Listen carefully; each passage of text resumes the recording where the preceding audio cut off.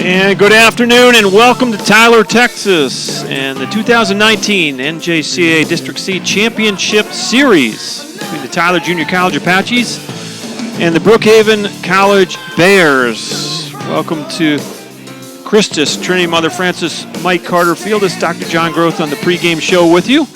And the Apaches and the Bears have gotten their pregame festivities underway, and both teams hit batting practice. Both teams have taken pregame in and out. Umpires will be out here momentarily as we had a chance to talk to the head coach from the Brookhaven Bears, Brandon Rains. The Bears are 37-24 on the year. They were Eastern Division Regional Champions coming out of the losers bracket last weekend. Won 3 consecutive games after dropping into the losers bracket and really kind of gutted out coming out of the losers bracket victory, beating the host Coastal Bend Cougars by a score of 8-7, scoring 4 runs in the 9th inning. And that's the way they earned their way to this day today. We'll talk about that as the day progresses. We had a chance to talk to Coach Brandon Rains, the head coach for the Bears. Let's hear what he had to say a few minutes ago down outside their dugout.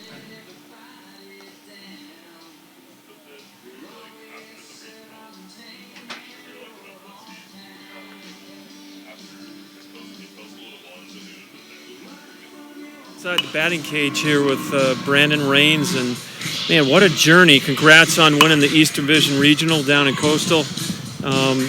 Looking back on things, you guys started the season getting swept by Coastal, and you went into conference play like 3-10, and here you are now, 2 wins from going to the World Series. Talk about the journey that the Bears have been on this season. It's definitely been some peaks and valleys for sure.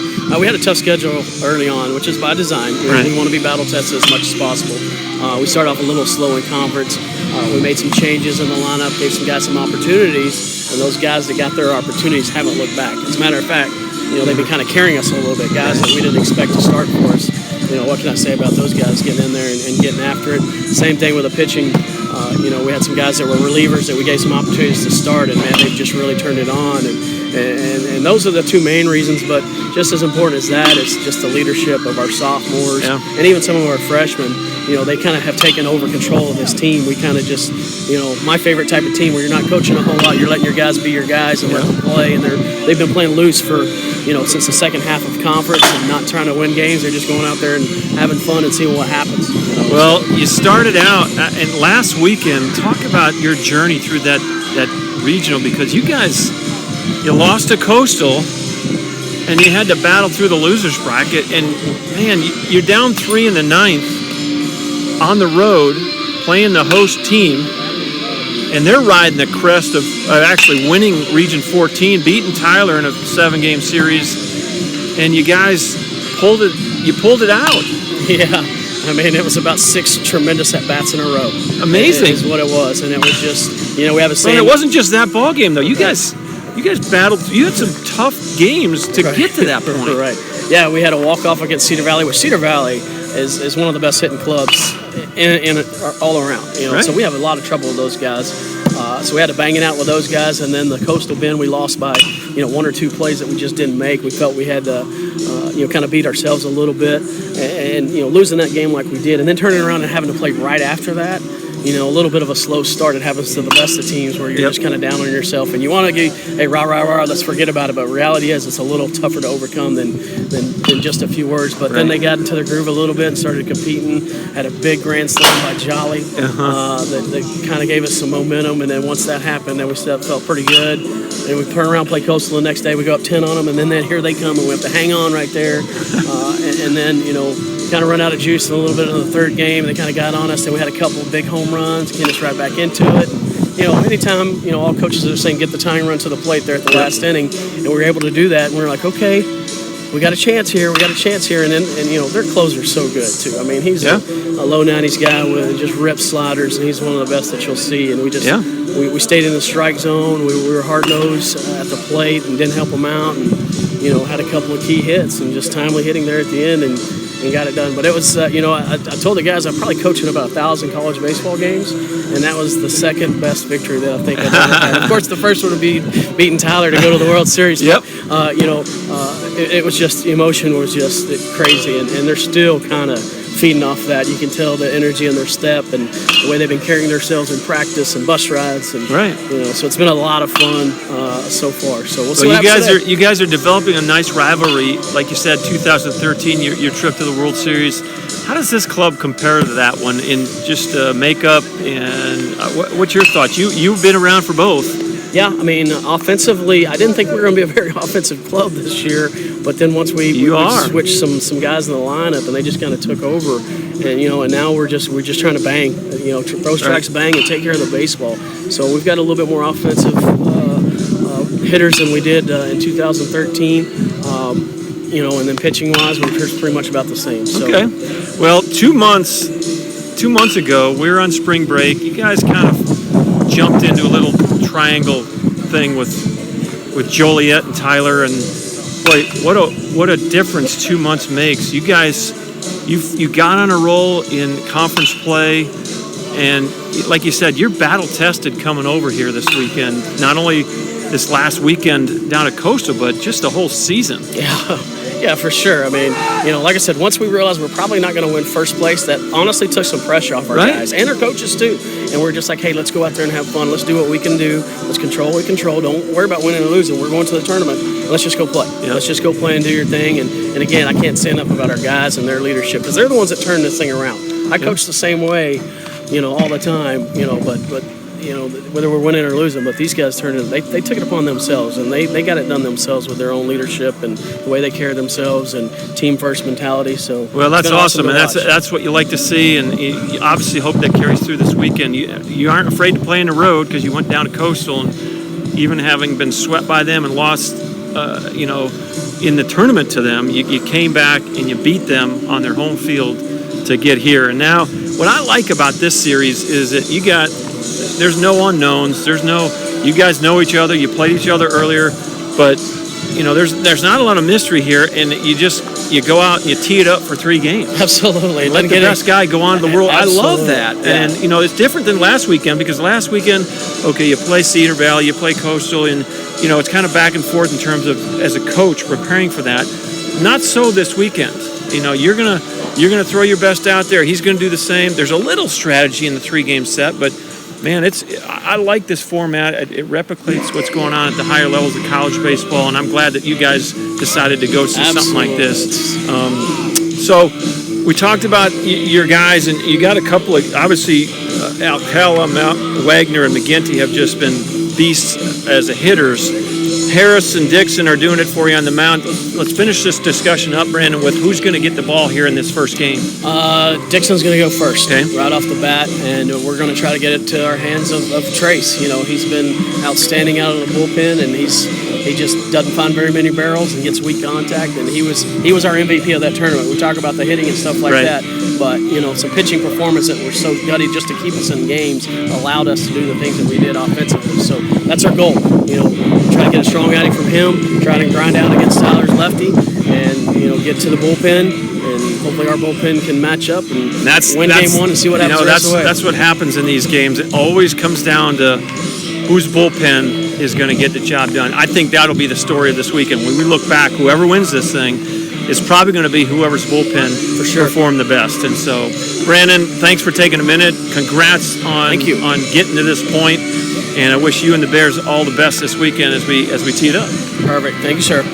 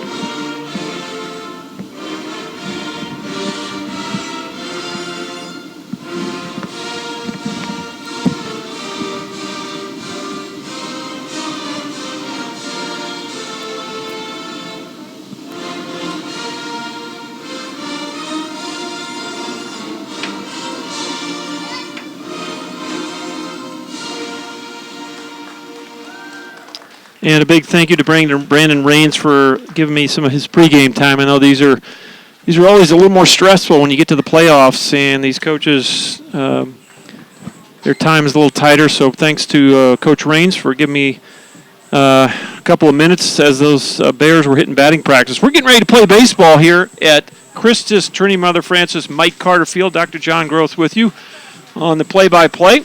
And would love to hear from you on the YouTube live chat. If you want to let us know who you're rooting for and where you're watching from, go ahead and do that. A couple people have already chimed in. I'll get to that here in a minute. And the Apaches are getting ready to take the field. These two teams have had different paths to this place today. The Brookhaven Bears, you can see there, they battled through the losers bracket. They won their first game last weekend against Cedar Valley 6-5, and then lost to Coastal 7-5, dropped them in the losers bracket. They beat Cedar Valley 10-7, and they beat Coastal in the first championship game 10-7, and then they came from behind in the 9th inning last weekend, scoring 4 in the 9th to win on the road against the Coastal Bend Cougars, and that was the journey for the Cougars. The Apaches, they had a different route, and the Apaches, well, let's see here. That's the wrong one. Let's see if we can get the Apaches. So there's the Apaches' route to this game today. They defeated Eastfield by a score 9-1 in a run rule shortened game. And then it was a 12-5 victory over Northlake. Another run rule shortened game. And then they held on to defeat Northlake, who battled out of that losers bracket in a one-run win, 9-8. So 3 and out for the Apaches back last weekend in Plano. And so both teams have earned the right to play in this championship series.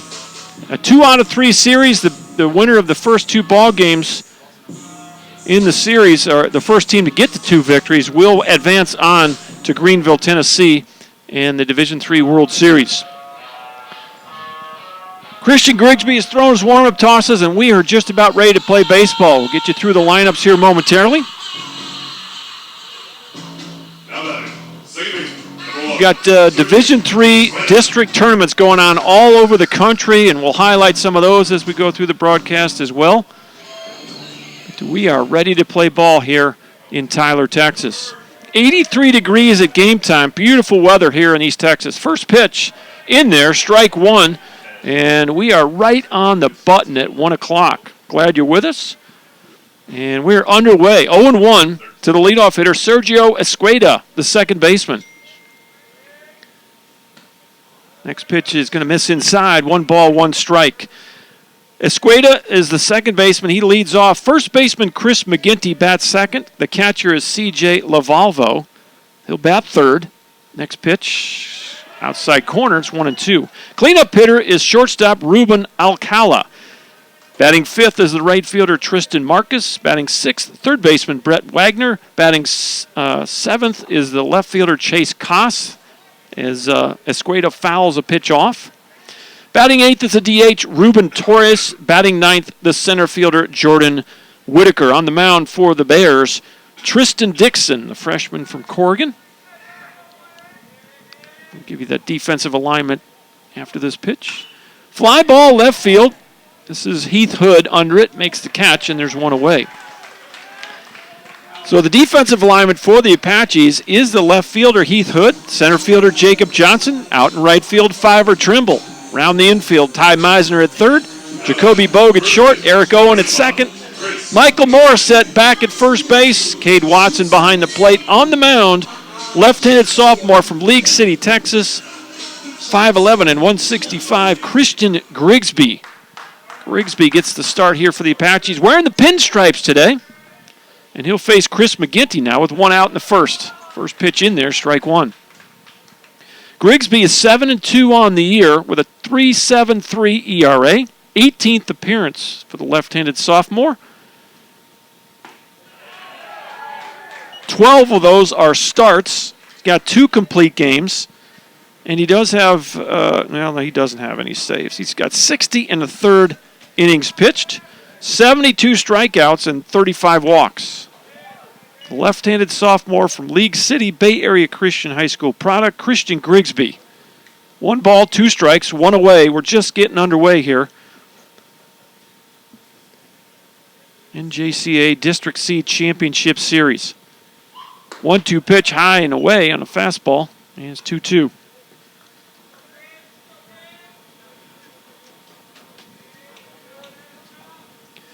McGinty, a sophomore from Huntsville. He's had quite a year. Strike 3 call. There's your first strikeout of the day for Grigsby. And there's 2 up and 2 down. That'll bring up the catcher, C.J. Lavalvo. Lavalvo, the sophomore from Blanco. Batting in the 3 position. 2 outs, nobody aboard. Top of the first inning. 1 o'clock today, 1 o'clock tomorrow, and 1 o'clock Saturday.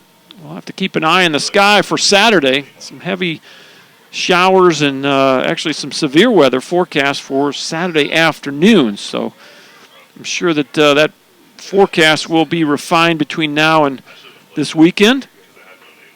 But for now, it's a beautiful day for baseball here in Tyler. 1-0 pitch fouled off. And it's 1 ball, 1 strike. Lavalvo, the catcher. His first at bat.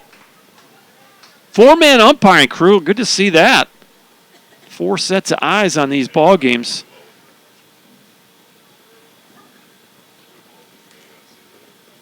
One count. Here's the pitch. Outside corner. 1 ball, 2 strikes. Grigsby 60 1/3 innings of work this season. It's his 13th start and has struck out 72, walking just 35. A little ground ball to short. Bogue takes it on the big hop. It's a 1-2-3 inning for Christian Grigsby. 3 up, 3 down, nothing across. A 0 on the board. And we'll head to the bottom half of inning number 1. We're still scoreless. Stay with us back in a minute on ApacheAthletics.com.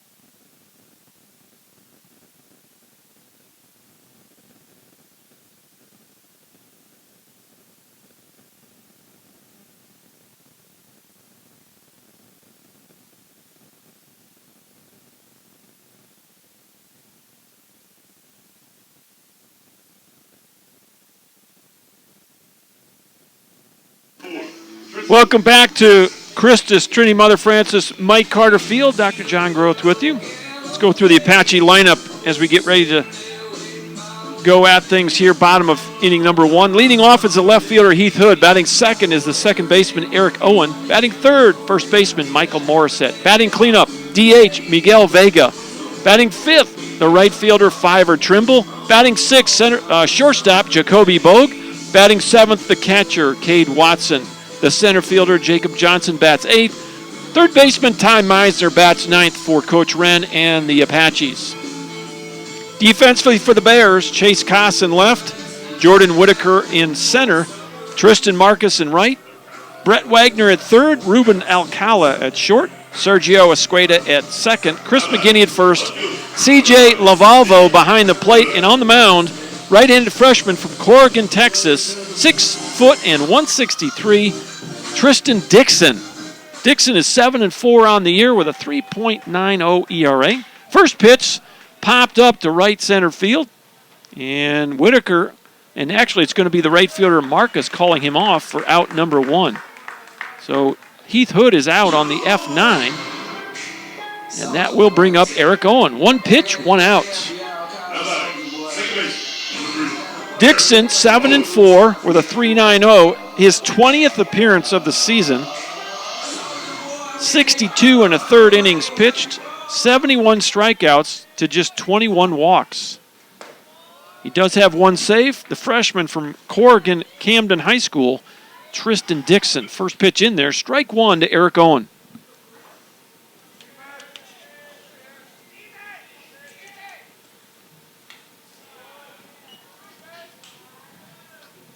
Next pitch is going to miss. It's 1 ball, 1 strike. Owen, the sophomore from White Oak. Dixon winds it up, fires a strike. It's 1-2. Christian Grigsby threw 14 pitches in retiring the Bears in order in his first inning of work. Dixon likes to start with that glove in front of his face. Goes up over the head, kind of old school. That's how a lot of the old-time pitchers used to do. Bears with the green uniforms, black ball caps and the green bills. Got the gray pants and the green stirrups with the stripes on them. 2-2 pitch. Up the middle, and base hit. There goes the no-hitter. Eric Owen with the first hit of the day for either club. And the Apaches have their first base runner. Stepping in is Michael Morissette. Well, Coach Hunter, Coach Abney got the short sleeve pullovers going today. Evidently, they just don't like the uni up. I don't know, man. I would not be wearing a pullover today. It's going to be mid to upper 80s today.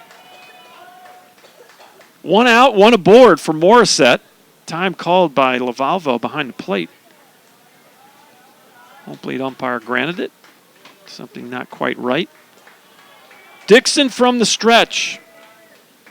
And he'll snap a pickoff over. Try to keep Owen close to first base.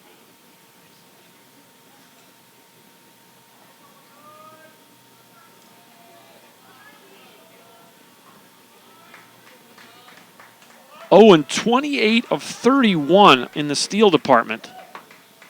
Definitely a candidate to take off here as Morissette fouls a fastball back over our heads for strike 1. Beautiful day here in Tyler. 83 degrees at game time. A south breeze at 10 miles an hour, just enough to keep us cool here in the press box. Kind of blowing in from center field. 0-1, another pickoff. And Owen, that was pretty close. Step and a dive just beats the tag. Some of the Bears got the pants down. Some of them got them up. Dixon's got his up on the mound there. So does Escueda at second. No balls and a strike. The pitch. Look out. Hit the bull. That one hit the net. Lavalvo couldn't reach it. And down to second will go Eric Owen on the wild pitch.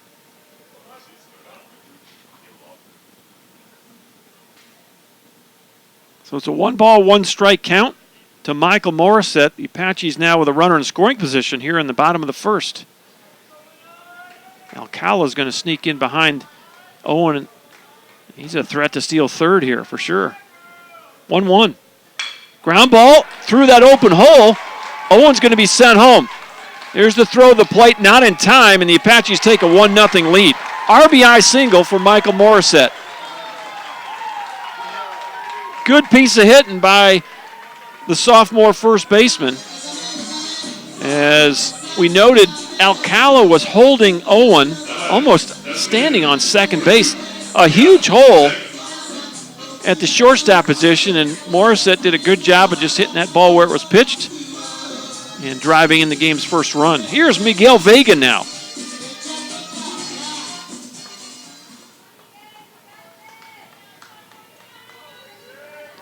Vega, the freshman from Tyler, Texas. A local boy, went to Brook Hill School. First pitch, outside corner, caught the outside part of the plate for strike 1. Off-speed pitch from Dixon. looking for his 8th win of the year. He's 7-4 on the season. From the stretch now, Morissette at first. The pitch. And it's going to miss inside. 1 ball, 1 strike. 1-0 Apaches. Just getting underway here in Tyler. Bottom of inning number 1. Vega, the cleanup hitter, with 1 out and 1 on. The 1-1. Check swing did not go. 2 balls and a strike. I'll try to pull up some of these notes here. Mr. Ortega has checked in, rooting for those Apaches. Now we got somebody that's going to try out. I guess that's Mr. Ortega. Mr. Wilson rooting for those Bears. Appreciate that. There's a fastball that misses high, and it's 3-1 to the Apache cleanup hitter, Miguel Vega. Mr. Blatney rooting for the Apaches. Let me know who you're rooting for, where you're watching from. Would love to hear from you. I appreciate all of you that chimed in already on that YouTube live chat feature. 3-1 count on Vega. Tristan Dixon from the stretch. The pitch, boy, big hack on a fastball and didn't quite catch up to it. Fouls it over our heads for strike 2. 3-2, 1 out. Fiver Trimble waits on deck. What a weekend he had last weekend. It's been an up and down season for Fiver, but he caught fire last weekend and helped the offense rejuvenate. The bat showed up last week over in Plano. 3-2 pitch, and Vega fouls another fastball back over our heads. And we'll do it again. Well, the Apaches probably have more depth on the pitching side of things in this series, but I think the big question mark is going to be, are their bats going to show up like they did last weekend over in Plano and allowing them to roll through that bracket, 3 games, and here they are. 3-2 pitch, another fastball, and Vega fouls it off to the right side this time. And we'll do it again. Mike Carter Field is part of the Rose City Complex. Just to our left of the Tyler Rose Garden. Christus Trinity Mother Frances Rose Football Stadium to our right. Harvey Convention Center right behind us. Just about a mile inside the West Loop. 3-2 pitch. Another foul ball. That was an off-speed pitch, and Vega did a good job of just flicking his hands and staying alive up there. After 3 fastballs, Dixon decided to give Vega a different look. Vega does a good job of fighting it off. Morrison at first with 1 away. Here's the next 3-2 offering. Another pop-up. That was another fastball. So the chess match continues here between Dixon and Vega.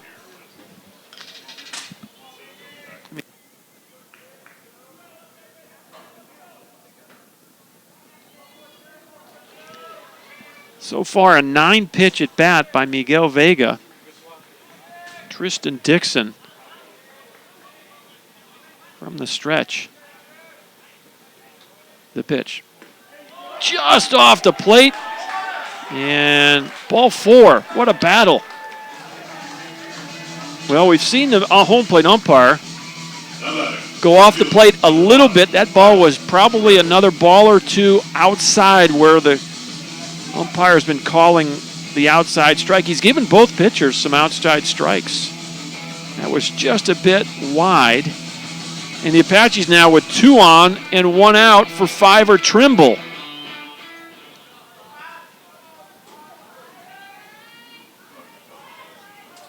Fiver, the sophomore from White House, Texas, just a couple of minutes away from Tyler.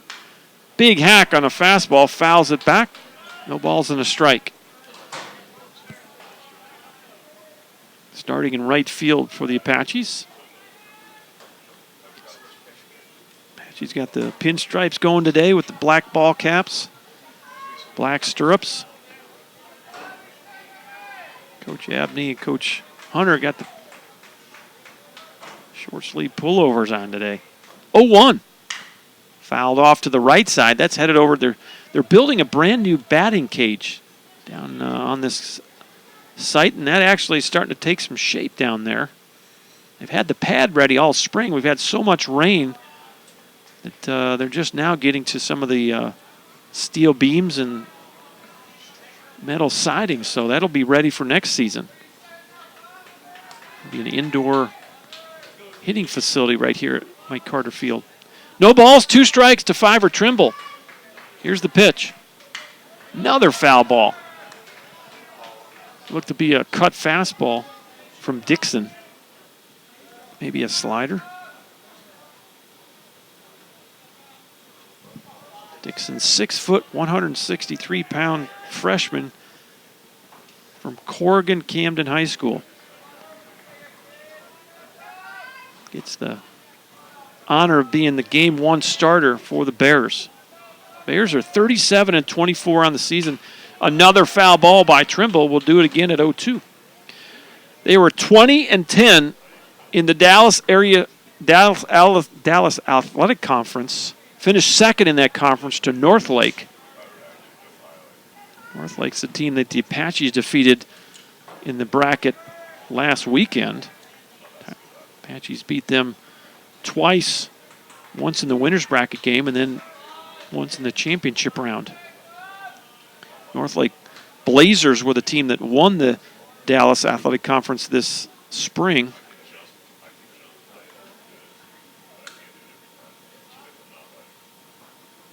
Northlake finished conference play 24-6. Here's the next 0-2 to Fiver.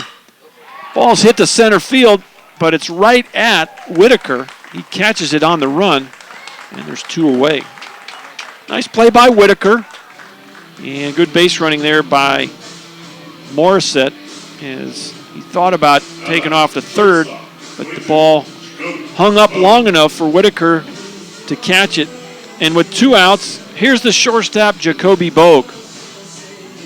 Northlake won the conference at 24-6. Brookhaven finished second, 20-10. Then it was Cedar Valley at 14-16. Eastfield also at 14-16. Richland 11-19. Mountain View at 7-23. Dallas area conference. So both these teams in the championship series finished second, and a balk was called. Dixon evidently did not stop, and the runners will move to second and third on the balk. Morissette to third, and Vega to second.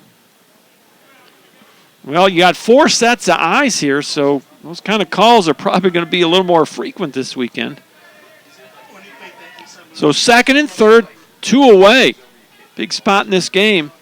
Apache's trying to take an early lead. Here's the first pitch, and that's going to miss high, ball 1. 1 ball, no strikes. Dixon looked in as if to wonder what was the problem with that first pitch to Jacoby Bogue that was called a balk. And I think the second base umpire called it. 1-0 pitch. Misses high. 2-0.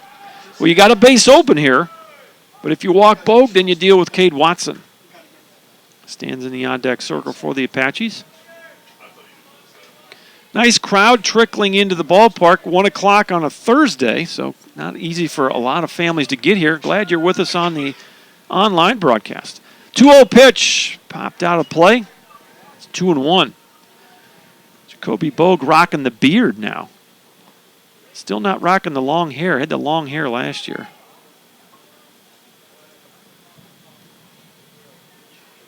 Do we have any other starters that have the beard going? I don't think we do. 2 balls and a strike, the pitch. Way outside, 3-1.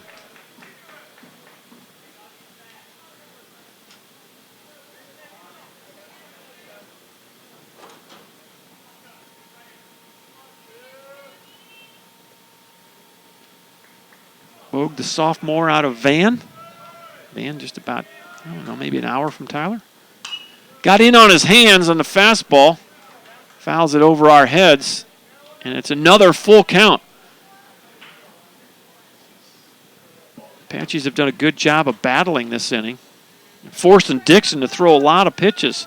Talked on the pregame show with Coach Raines about how important these bullpens will be this weekend.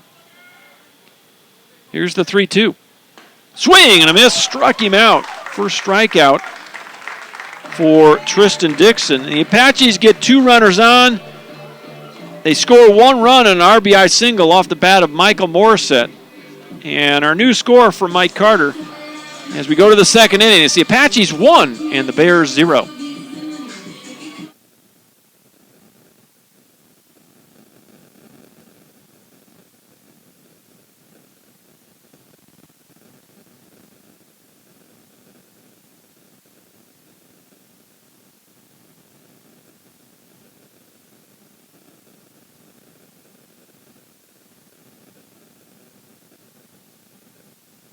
Pitching coach for the Apaches.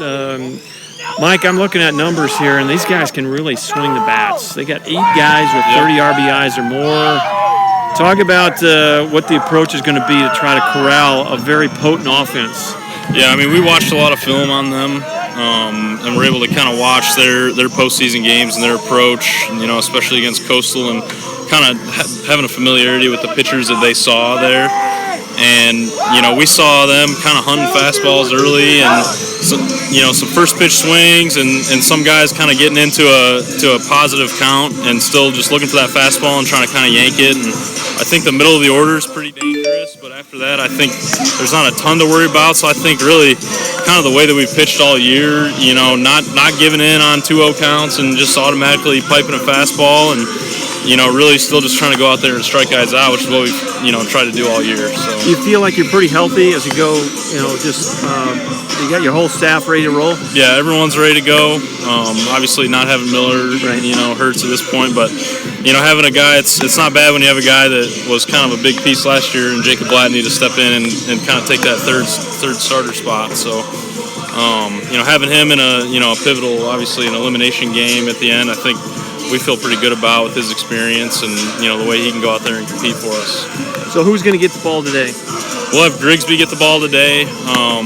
Obviously, he was pretty outstanding his last start, 7 innings, 14 strikeouts, and just filled up the zone, probably more than he had all year. And, really the other part of it was keeping everybody on the same rest, too. We didn't want to mess with that and, maybe we flip Rawls or Blatney or somebody and throw them the first game. We just wanted to kind of keep everybody on schedule and everybody's on 6 days of rest and feels good and kind of just go from there. So I like the format. Do you like the idea of playing the same team in a 3-game set versus going into a 4-team double elimination where you're facing different hitters and different?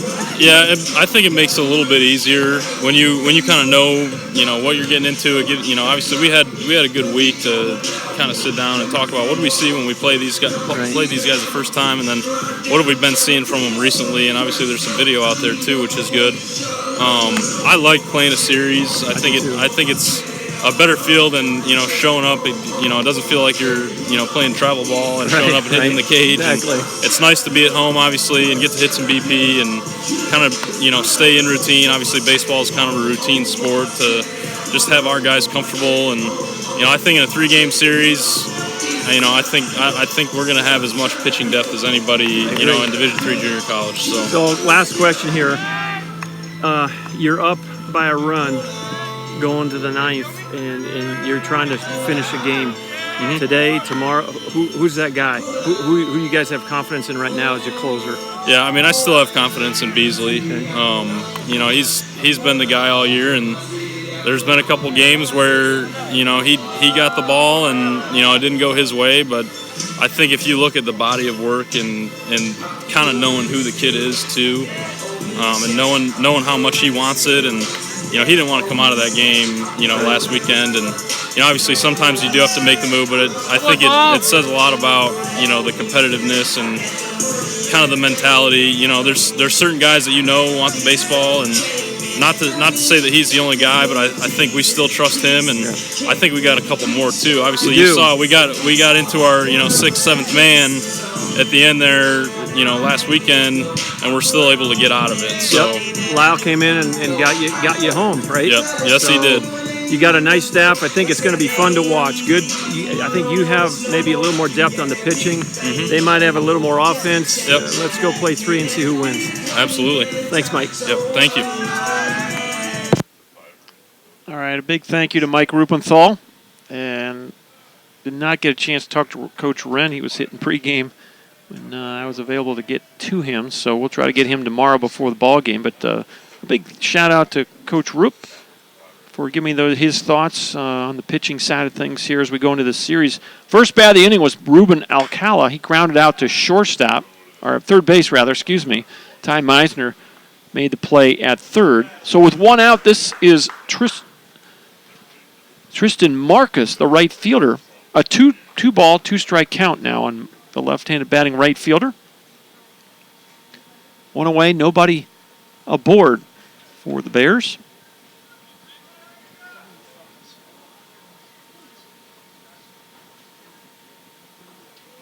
Marcus, a sophomore out of Rowlett.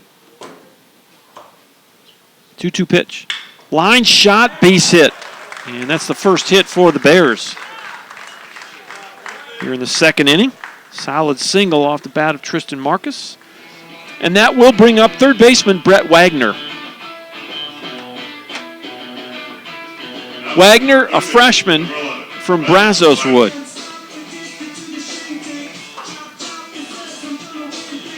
He'll step in with one out and one on. 1-0 Tyler, top of the second inning. First pitch, line drive, one hop to Bogue. This should be 2, 6, and 4, and 3.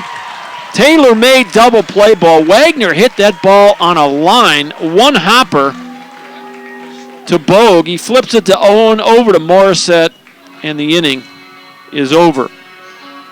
3 up, 3 down, nothing across for the second inning in a row. The Bears do get a base hit off the bat of Tristan Marcus, but the double play wipes him off the bases. We'll head to the bottom of inning number 2. It's 1-0 Tyler.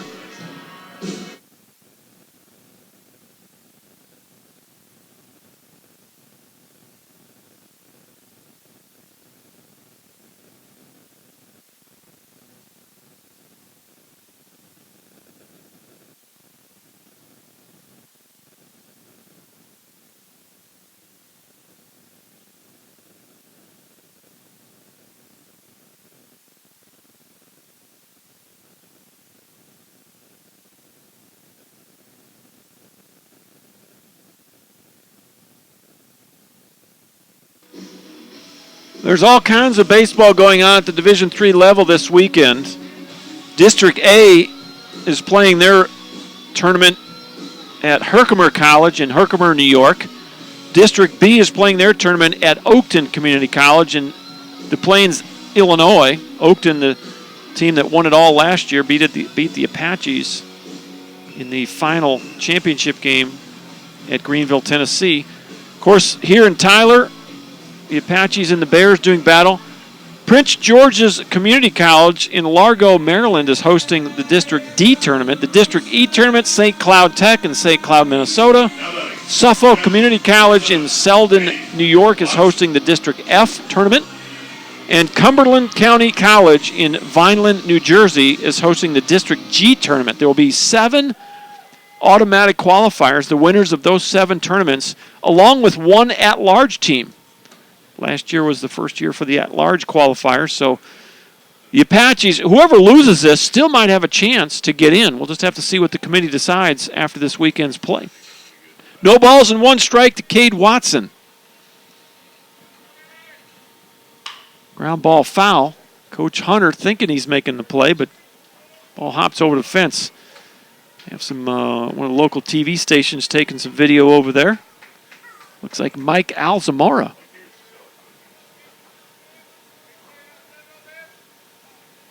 Long-time sports anchor here in the area. 0-2 pitch. Boy, way off the plate, kind of handcuffed Lavalvo.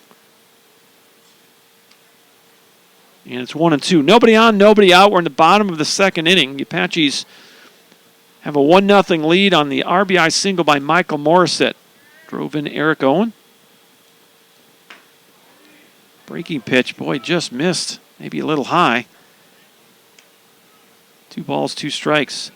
Owen had reached on a single to center, and then he was wild pitched to second before Morissette drove him in. 2 balls, 2 strikes. The pitch fouled off, and we'll do it again.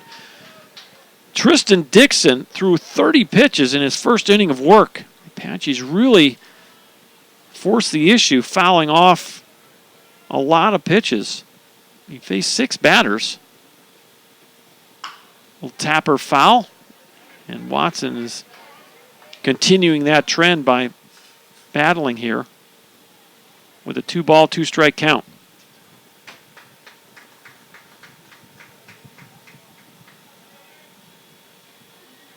Bears have the Texas flag on their left sleeve, got the names on the back. Look out, swing and a miss, and that bat got away from Watson and went helicoptering over to the on-deck area for the Bears. Thankfully, nobody there. And there's one away. Second consecutive strikeout for Tristan Dixon, and that will bring up the center fielder, Jacob Johnson.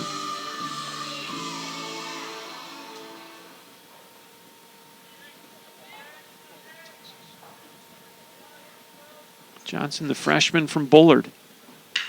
First pitch swinging, ground ball to second. This is Escueda to make the easy play, and there's 2 outs. 4-3 if you're scoring at the house. That'll bring up the 9th hitter in the Apache lineup, Ty Meisner. Meisner, the sophomore from Hallsville, Texas. Just not quite an hour from Tyler, due east. Down I-20. First pitch drops an off-speed pitch in there, strike 1. Dixon looks a little more comfortable this inning. And he did that first pitch, or that first inning, 30-pitch first inning. Looks like he's got better command of his pitches, and Meisner waves through a breaking pitch, and it's quickly 0-2. From the windup, over the head, Dixon. Strike 3 called outside corner. He strikes out 2 of the 3 Apaches he faced that inning, and it is a 3-up, 3-down inning for Tristan Dixon. We'll head to the 3rd inning. It's still 1-0 Apaches.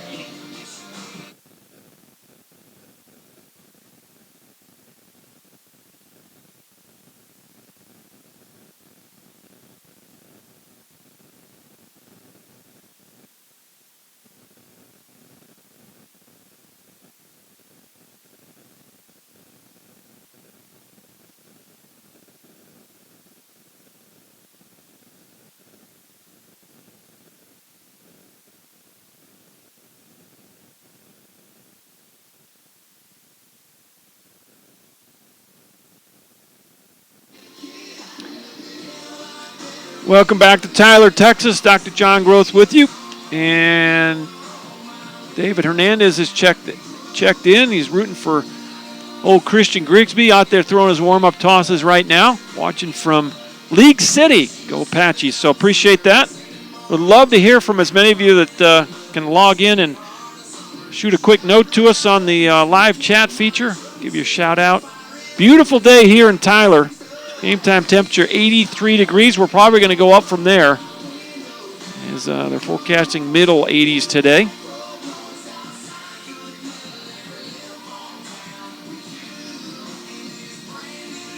This is where everyone wants to be next weekend. Pioneer Park in Greenville, Tennessee. There's your blank bracket. All 7 of the district tournaments going on right now.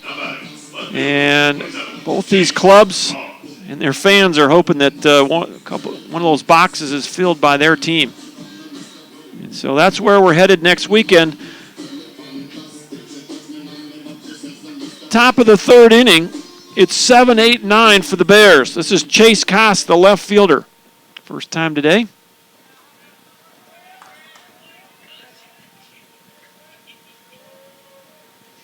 First pitch is a fastball off the plate, ball 1. Chase Koss, a sophomore from Klein Oak down in Spring, just north of the Houston area. Line shot, center field. Johnson's got a beat on it. There's one away. L8 if you're scoring at the house. And here's the DH, Ruben Torres. Torres, a freshman infielder from Waco. Waco High. Steps in from the right side, facing the left-handed sophomore from League City, Christian Grigsby. Grigsby looking for his 8th win of the year. Both these starting pitchers have 7 wins. Their numbers are very similar. Both have pitched right at 60 innings on the year. Both of them have just over 70 strikeouts coming in. And Dixon has walked a few less, 21 to 35 for Grigsby coming into the ball game. 1 ball, 1 strike, 1 out. The pitch to Torres, that's going to miss low. 2-1.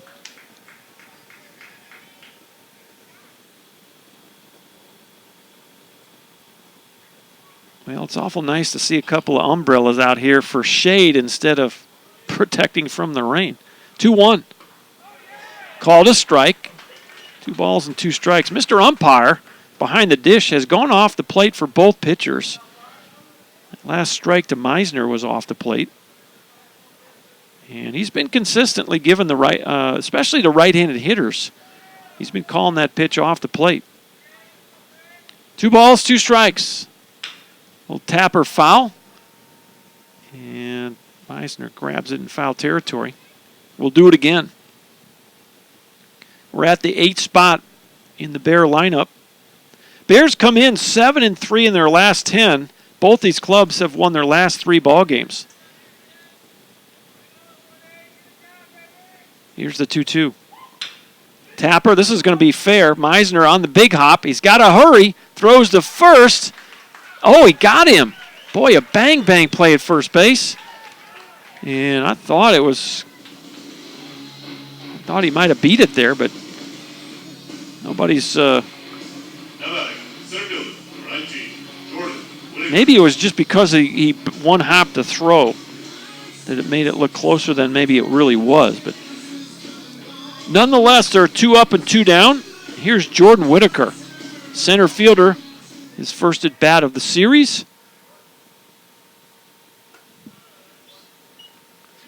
First pitch misses, ball 1. Whitaker, the freshman outfielder from Klein Forest, down in that Houston area. Here's the 1-0 from Grigsby. Big hack right there on the breaking pitch, and it's 1-1. Well, you heard Coach Rippenthal talk about the approach with these Bear hitters. They like to swing the bats. 1-1. Again, a breaking pitch, and Whitaker swings through it for strike 2. Not going to be afraid to throw off speed pitches in fastball counts. This Bear squad has 8 batters with 30 or more RBIs. We'll talk about some of these numbers as they come through the lineup the second time. They are batting .333 as a team. Apaches not close to that. 2-2 pitch, and there's a little looping liner into left for a 2-out hit for Jordan Whitaker.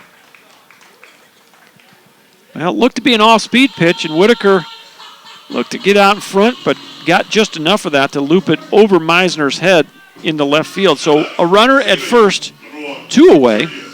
Back to the top we go, and Sergio Escueda will step in.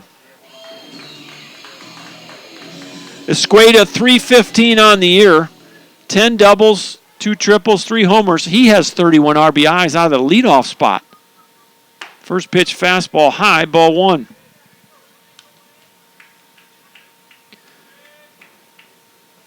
Whitaker 5 for 5 in steals.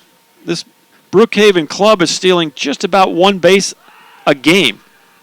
The Apaches, on the other hand, stealing over 2 a game. So the running game advantaged Tyler, but the batting game advantaged Brookhaven. They're .333 on the year. 26 home runs. 57 home runs for the Bears on the season. And they are led by Ruben Alcala with 11. Line drive, left field, another breaking pitch, and Escueda went down and got it. A couple of good at-bats by the Bears. They have 2 on here with 2 outs. That will bring up Chris McGinty. And McGinty, 387 average on the year. McGinty with 24 doubles. That leads the club. 1 triple, 9 homers, 39 RBI for the Bear first baseman. So this guy here is a doubles hitting machine. 24 doubles on the year. Bears trying to make some 2-out noise. High chopper to third. This is a tough play. Meisner can't make the play. And I'm going to score that a hit. A high chopper, and Meisner's only chance was to barehand it, and he couldn't handle it cleanly. So 3 consecutive 2-out hits have the bases loaded for C.J. Lavalvo. Lavalvo, 346 average on the year. He's got 14 doubles of his own, 6 homers, and 36 RBI for the Bear catcher. Golden opportunity with 2 outs. 2 singles to left and an infield single have the bases loaded. First pitch called a strike. It's 0-1. Lavalvo was a little frustrated as some of the Brookhaven fans expressed their displeasure at the called strike. 0-1 with 2 away. Here's the pitch. That's low. Good block there by Watson. 1 ball, 1 strike. Whitaker's at third. Escueda at second. McGinty at first. Lavalvo at the plate. 1-0 Apaches in the top of the third. Here's the 1-1 pitch. Big swing and a miss. Off-speed pitch. And it's 1-2. Christian Grigsby trying to get out of third inning trouble here. The Bears have scratched for 3 singles in a row. But he's up in the count on Lavalvo. The 1-2 pitch misses. And it's even at 2 balls and 2 strikes. Well, I got to believe you'd rather go at Lavalvo than Ruben Alcala, who waits on deck. He's hitting .445 on the year with 79 RBI. Here's the 2-2 pitch. Fouled off to the right side, out of play. We'll do it again. Alcala, 19 doubles, 5 triples, 11 homers, leads the club, and he waits on deck. The Apaches would just as soon have him stay on deck with the bases loaded. Sophomore out of League City, Christian Grigsby, getting his sign, going to go from the windup. The 2-2 pitch. Foul ball at home plate. We'll do it again. Like an off-speed pitch there.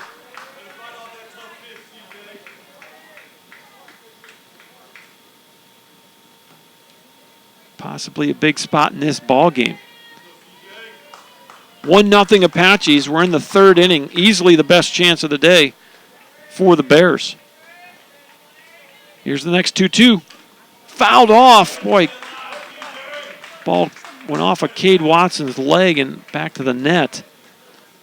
Thought it might have been a swinging strike there, and if that would have been the case, that might have been a problem for the Apaches. As bases loaded, the runners would be off with the swing and a miss, but it just got a piece of it. So we'll do it again with a 2-2 count. Grigsby has his sign. The windup, the pitch. Pop up, shallow right field. Trimble coming in, and that falls in. 2 runs are in. The third run will be held. And a seeing eye bloop off the bat of C.J. Lavalvo, and the Bears take a 2-1 lead.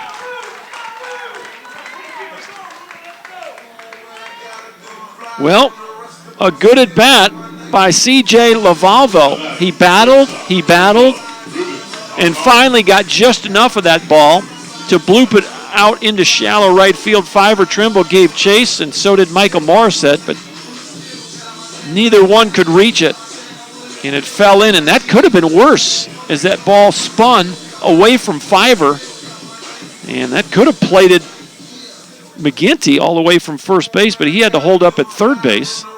So you got runners on the corners now, and here is Ruben Alcala.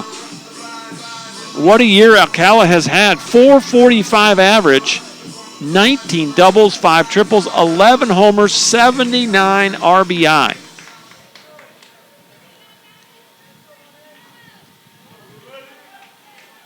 Here's the first pitch. Misses high. Looked like a changeup.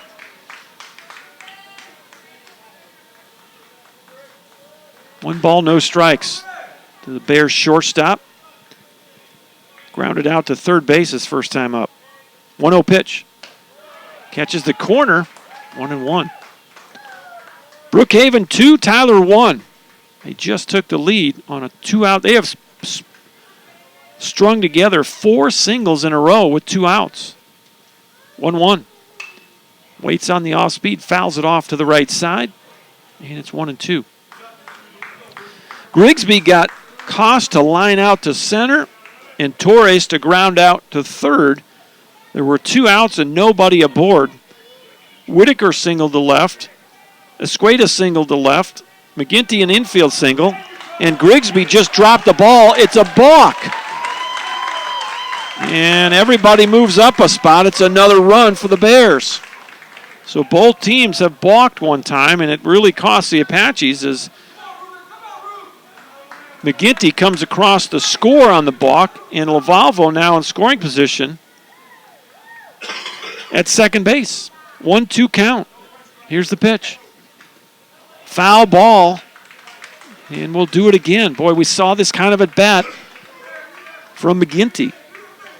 Fouled off a couple of tough pitches and then found a way to get a base hit. And this is kind of what these Bears do. They scrapped their way to a regional win last weekend. And they're finding ways to score runs here in this inning. Strike 3 called as Alcala is dumbfounded at home plate. He's still in the batter's box wondering what happened and has a word or two for the home plate umpire. But that'll do it. The second strikeout of the ball game for Grigsby ends the inning, but the Bears get 3 runs on 4 hits. They leave 1 on. We'll head to the bottom of the third. It's 3-1 Brookhaven.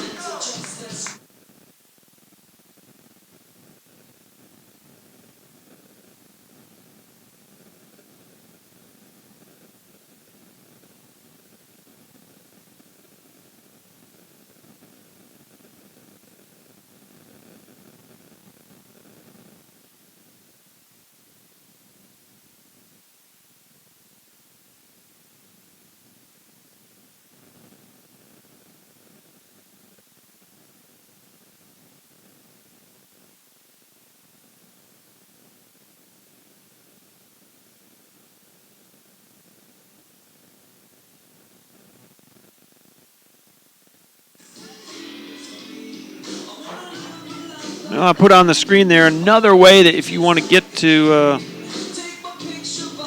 me a shout out, you can enroll in that Remind system. You can unenroll at any time.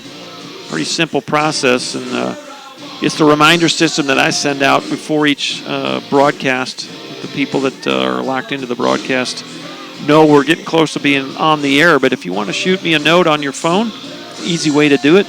Just text 81010 and type in the message at TJCBB. That's a Remind system. And let me know who you're rooting for, where you're watching from. Give you a shout out. You also can chime in on the live chat feature in YouTube. So we just had, let's see, Ashlyn Riles from Huntsville, Alabama checking in. Appreciate her watching. Let us know who you're rooting for, where you're watching from.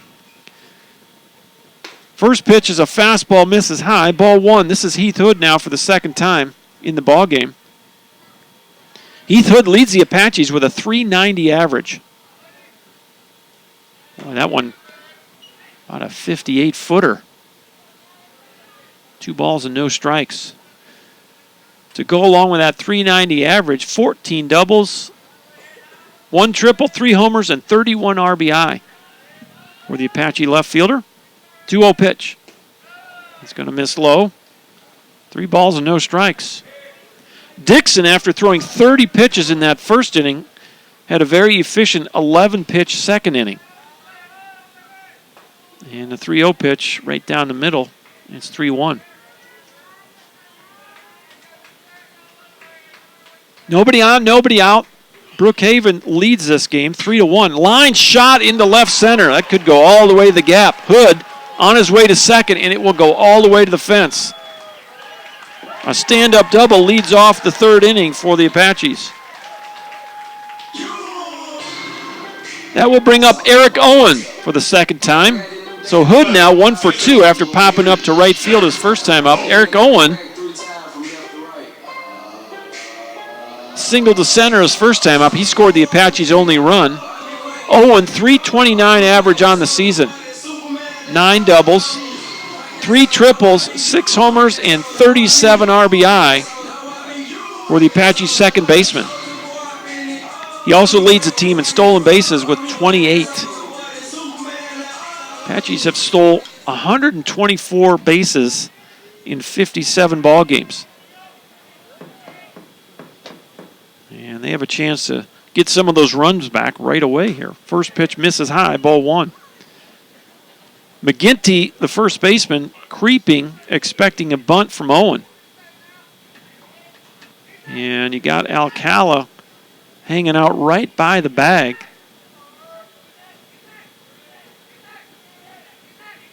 Trying to keep Hood close to second base. Pitch. Swing and a miss. 1 ball, 1 strike. You got the right-on-right matchup, and they're actually playing Eric Owen the other way a bit here. Second baseman Escueda a couple of steps. I don't know if he's just cheating for the bunt here or what, but a little unique infield arrangement. And you got Wagner at third, almost hugging the line. There's a spin throw, and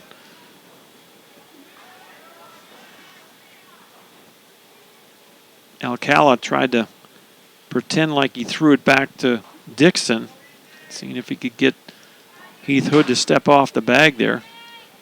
One of the things I always told my base runners, never step off that bag until you know exactly where the ball is. 1 ball, 1 strike to Eric Owen. Here's the pitch. Another base hit to left field, and sends the runner home, and he'll get there safely. It's 3-2. RBI single off the bat of Eric Owen. Well, looks like it might be that kind of day. So buckle in. 3-2 is our score. RBI single for Owen. Owen gets his 38th RBI of the year.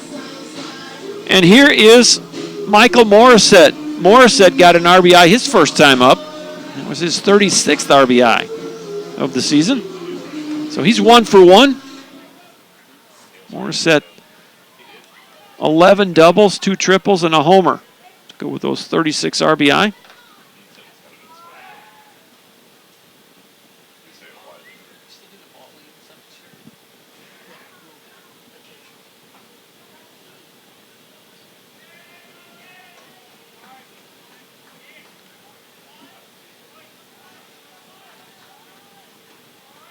First pitch to Morissette, line shot but foul on the right field line.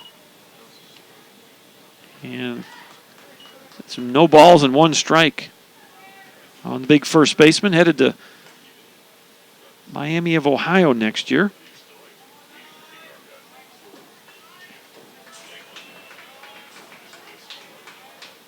He and relief pitcher Michael Spinozzi have signed with the Red Hawks. 0-1 off the plate. 1 ball, 1 strike. Starting pitcher for the Apaches, Christian Grigsby, is headed to Lamar next year.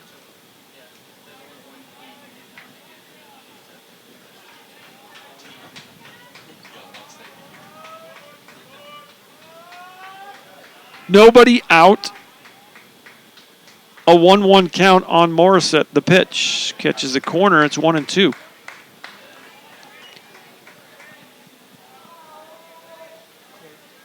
Tristan Dixon, the right-handed freshman from Corrigan, started the inning with 41 pitches. 1-2 count on Morissette.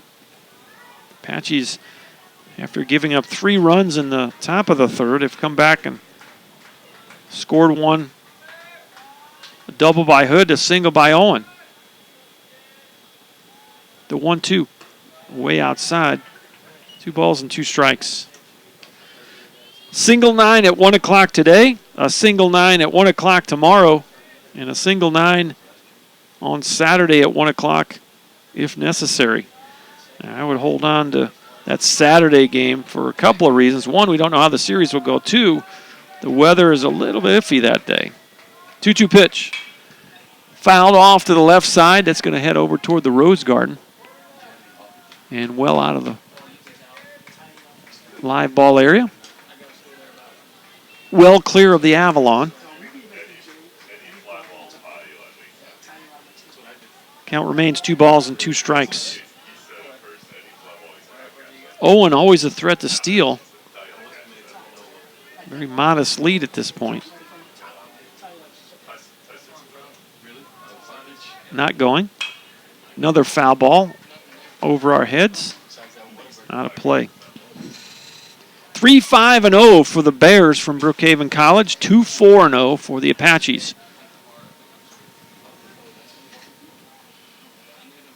So I've been in. The Apaches are the home team for this game, and the Bears will be the home team for tomorrow's game, and they will flip a coin if Game 3 is necessary for home team. 2-2 pitch. Off the plate, 3-2.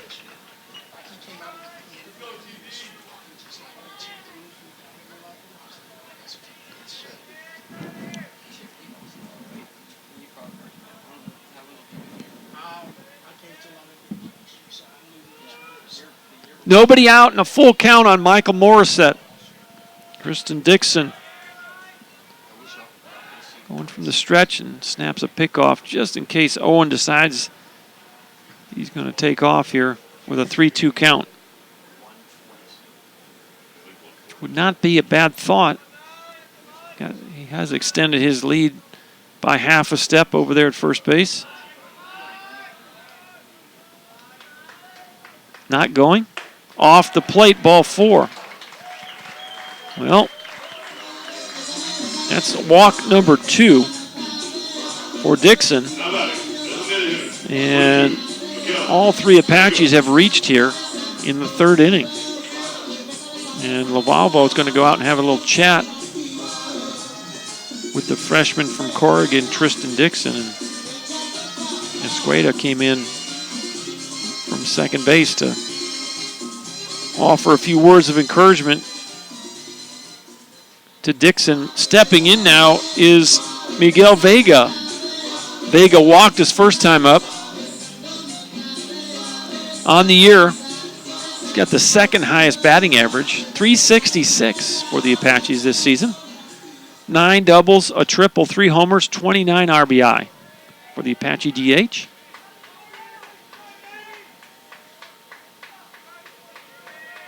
First pitch. Ground ball to third. You backhand it. You step on the bag. You throw to first. The ball gets away. And it's going to trickle into shallow right field. And Vega will hustle to second base. So good base running there by Vega. And that'll be an error on Brett Wagner. He stepped on the bag, and Owen was forced out. That's a 5U for the first out of the inning. Morissette advances all the way to third on the errant throw. The ball was thrown wildly to first base. McGinty could not corral it. It bounced off the fence and into shallow right field. And Vega alertly scampered over to second base. So now you got second and third for the second time in the ball game, and only one out. And here is a hot-hitting Fiver Trimble. Trimble, 261 on the year. First pitch in there, strike one. 6 doubles, 1 triple, 5 homers, 32 RBI for Fiver. He started the season very hot, and he has picked that back up here in the playoffs. Really nice weekend last weekend. He had a couple of home runs and a bucket full of RBIs. No balls and 2 strikes to the Apache right fielder, Fiver Trimble. 3-2 is our score here in the bottom of the third. Way off the plate. 1 ball, 2 strikes. The Bears scored 3 in their half of the third, and the Apaches have already scored a run. And they are threatening for more.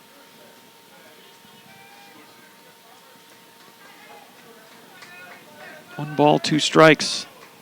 1 away. The pitch. High fly ball, center field. Whitaker's got plenty of room. Morissette tagging at third. He catches it. And he will be held at third base. Pretty good strong throw there by Whitaker. And there's 2 away. Not quite deep enough to score Morissette. So with 2 outs, that'll bring up the shortstop, Jacoby Bogue. And he got some big hits last weekend. Got another chance right here to tie or give the Apaches the lead. 2 on, 2 out. 3-2 is our score in the bottom of inning number 3. Going from the windup, Tristan Dixon. Likes to start with his hands right in front of his chin and then goes way over the head, almost touching that glove to the back of his neck.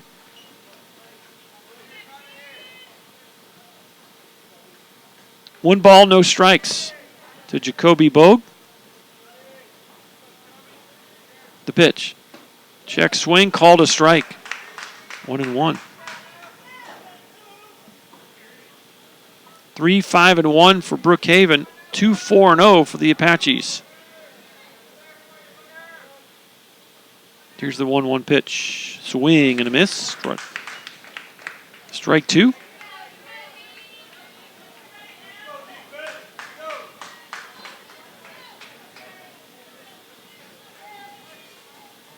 We're in the bottom of the third inning. Game 1, NJCAA District C Championship Series. Boy, he reached out and just poked it. Pop up to right. Tristan Marcus coming in, making the running catch for out number 3. Well, that'll do it, but the Apaches do put 1 run back on the board. A leadoff double by Heath Hood, an RBI single by Owen. And your new score for Mike Carter Field, Brookhaven 3 and Tyler 2. Back in just a minute on ApacheAthletics.com.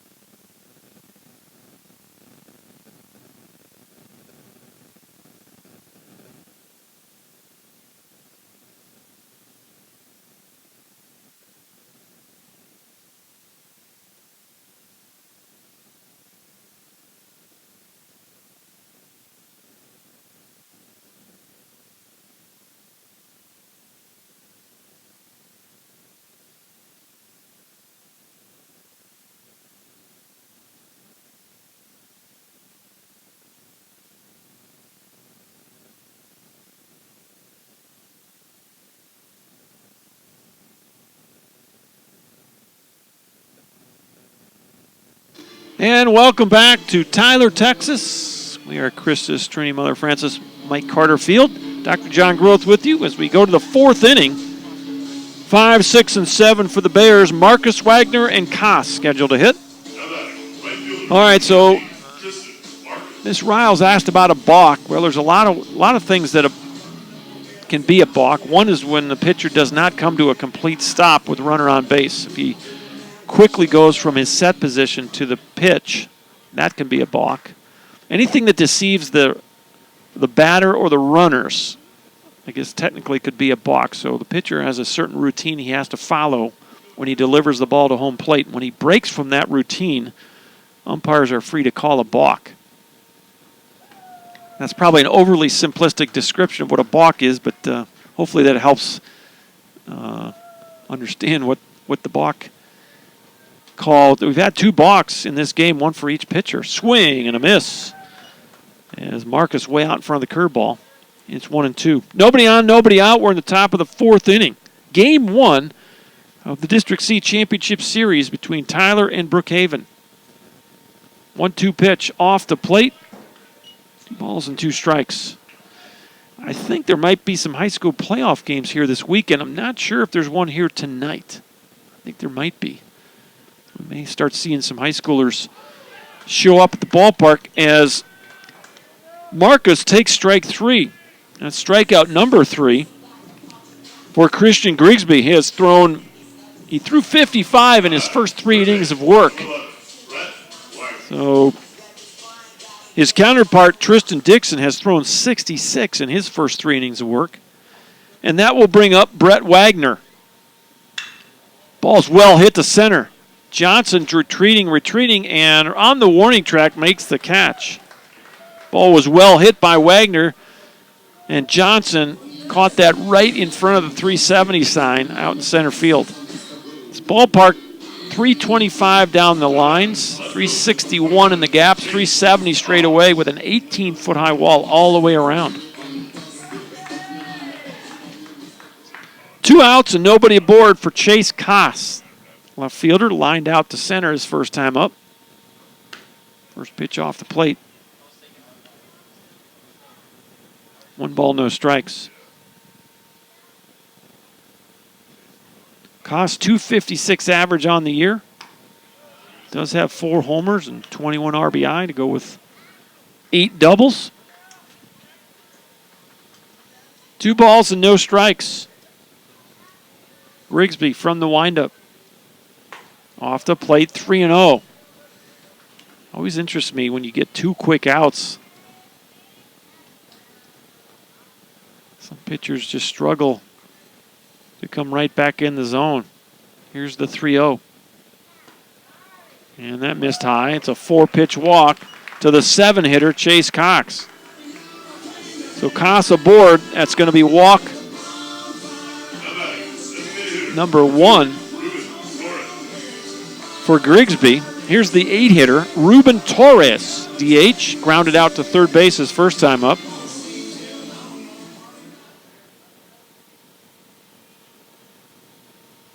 First pitch, a breaking pitch, low ball 1.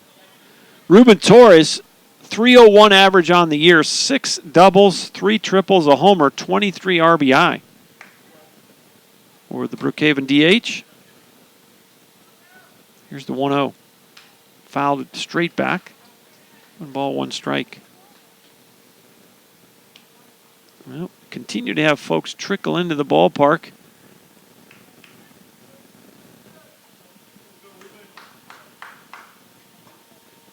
On a beautiful day for baseball here in East Texas. 1-1 pitch. Little looping fly ball to right. This should do it. Trimble drifts in, makes the catch for the 3rd out of the inning. F9 if you're scoring at the house. A 2-out walk is stranded. We'll head to the bottom of the 4th. The score remains Brookhaven 3 and Tyler 2.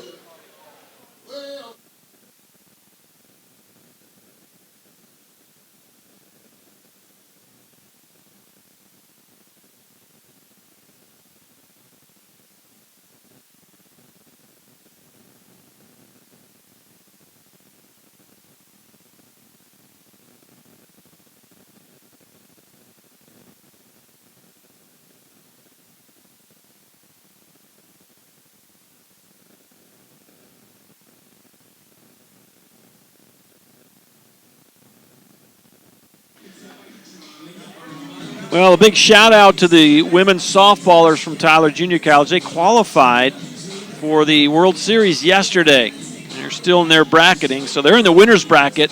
They have qualified to go to St. George, Utah next week as they're in the winner's bracket, and they'll wait for a couple of teams to battle their way back. The way the softballers do is they get 2 teams that go from Region 14 onto the World Series, and the Apache ladies softballers won their game against the host Angelina Roadrunners by a score of 5-3. Boy, some great defense in that game. I was watching online, and I've called a number of their games this year, and boy, their defense really did a nice job yesterday, and they scored just enough to beat the host team, Angelina. Put Angelina in the loser's bracket, and the Apaches, by winning yesterday, qualify to go to the World Series. So congrats to Coach Maria Wynn-Ratliff and the Apache softballers. Men's tennis is in Tucson, Arizona right now for the Apaches. Women's golf finishing up their national tournament at Daytona Beach. And the women's tennis, of course, finished second, tied for second in the country in their national tournament, and a tournament that was started at Tyler and moved over to Dallas last week, all that rain we had. First pitch swing and a ground ball to short. And Alcala throws out Cade Watson. 1 pitch and 1 out here in the Apache fourth. And that will bring up Jacob Johnson, the center fielder. Wrapping up the discussion about national tournaments, the men's golf team will go to Plymouth, Indiana next weekend and play in their national tournament. So not a bad spring for the Apache athletic teams as men's tennis, women's golf, women's softball, women's tennis, and men's golf all going to the national tournament. And, of course, Coach Wren, the Apache baseballers, would love to do the same. They'll have to beat the Bears twice here this weekend to do so.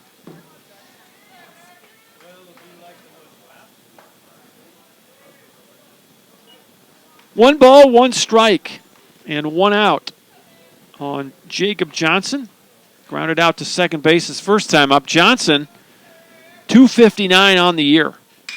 Line drive left field, coming in and making the running catch is Chase Koss for out number 2. Former Apache Braden Wise on the scoreboard today. Didn't even recognize him.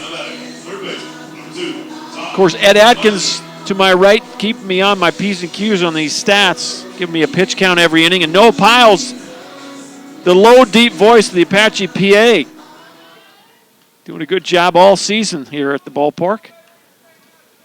2 outs and nobody aboard.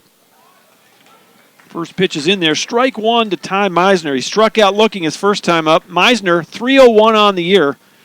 8 doubles, 3 homers, 31 RBI. The Apache third baseman swings through a curveball, and it's quickly 0-2.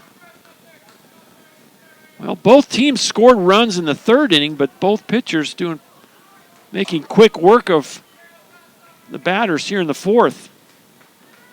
Bears couldn't score in the top half, and Dixon has looked fairly sharp here in retiring 2 Apaches and working ahead of Meisner. 1 ball, 2 strikes. From the windup. Oh, that was a quick pitch.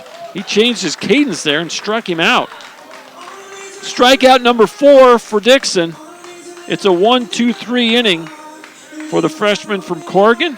We'll go to the fourth. Your score remains Brookhaven 3 and Tyler 2. Back in a minute on ApacheAthletics.com.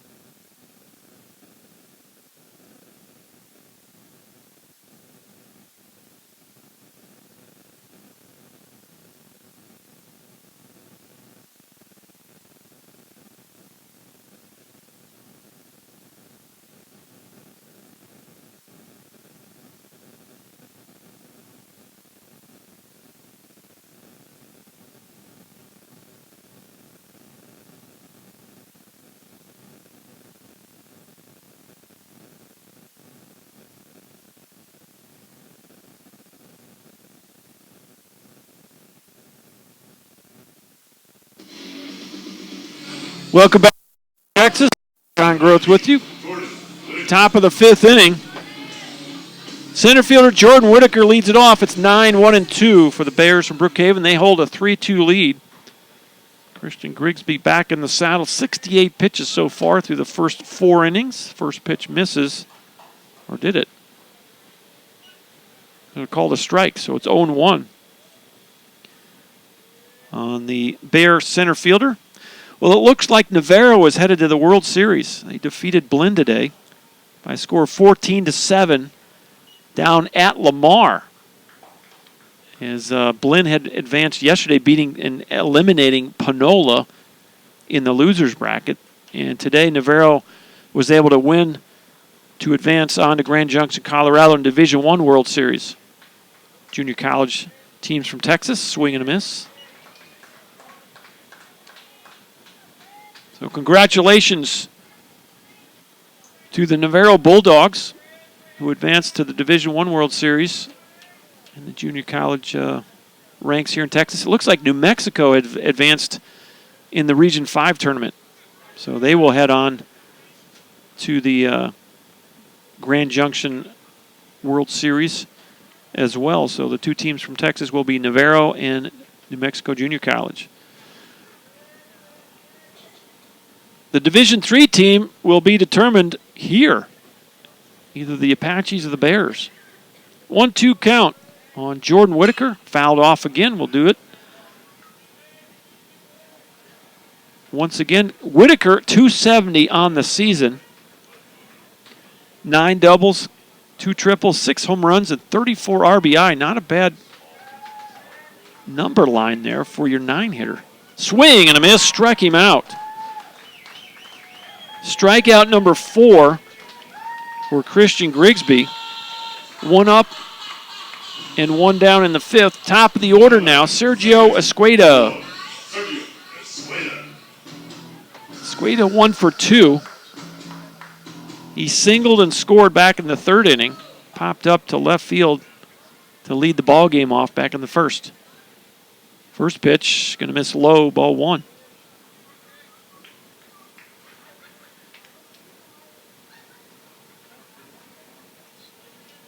Well, we started out with a temperature of 83, and it's now 85. So, going to get a little toasty at the ballpark. They're calling for a high of 86 here. I'm guessing that we're going to go higher than that.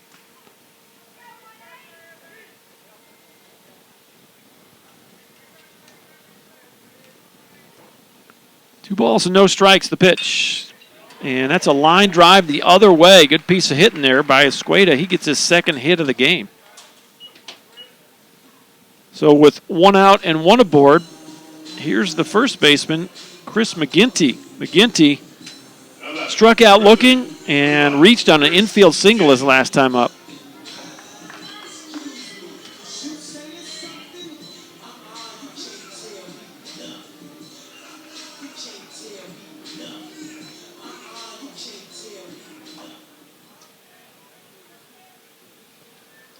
Grigsby now from the stretch. Here's the pitch. Way inside. 1 ball, no strikes.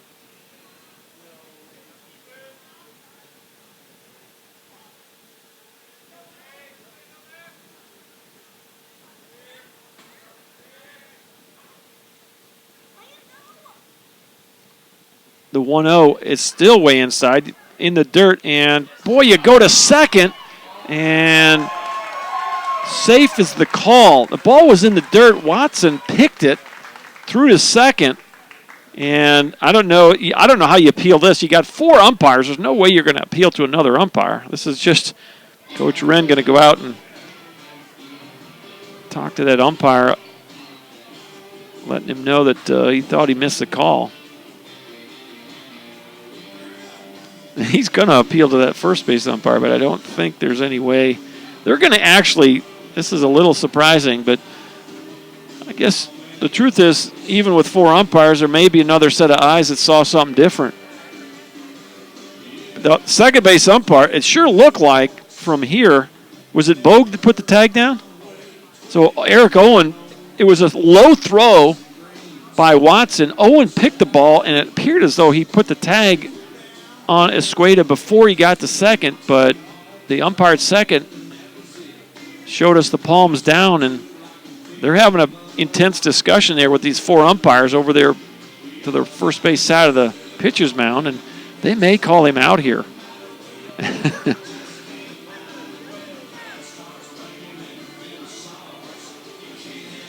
I don't know, unless he saw something. Yeah, they're going to stay with that call, unless he saw definitively the tag, and evidently he did not. And so I was a little surprised they actually did that, but you want to make the call right, so that'll be a wild pitch. Escueda will advance on a wild pitch. And now the Bears with a runner in scoring position with 1 out. We're in the top of the 5th, 3-2. Brookhaven leads it. 2-0 pitch. Outside corner, called a strike. Grigsby not quite as sharp this inning. Started the inning with 68 pitches. Dixon has thrown 74 for the Bears through his first 4 innings of work. Here's the 2-1. Waves through a curveball. 2 balls and 2 strikes.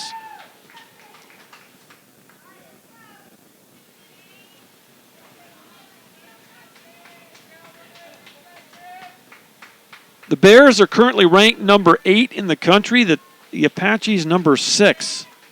So I think without question this is the highest ranking teams matching up anywhere in the Division III district tournaments this weekend. And that's what will be intriguing after this weekend is over, if either of these squads will get an at-large bid. It is possible. The 2-2 pitch misses low.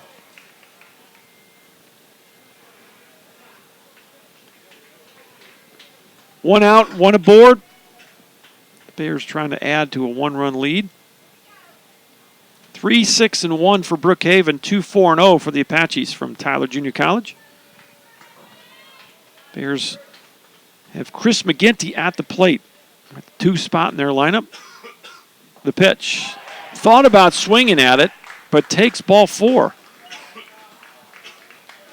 So that's going to be walk number 2 for Grigsby, and you got 2 on with 1 out. That really doesn't hurt you that much. And that'll bring up the catcher, C.J. Lavalvo. Lavalvo 1 for 2. He got a big 2 RBI single, hit a little blooper over the head of Morissette at first into shallow right field with 2 outs and plated 2 runs. Boy, that ball gets away, wild pitch, and the runners move up. So a couple of wild pitches here in the inning by Grigsby. And now you got 2 Bears in scoring position with only 1 out. And you got the 3-4 hitter. Oh, did that hit him? Did that hit him? Okay, I guess it hit him. I'm looking down here right and moving the runners on my score sheet, and I look up and Lavalvo goes down. So that's a hit by pitch. So now the bases are loaded.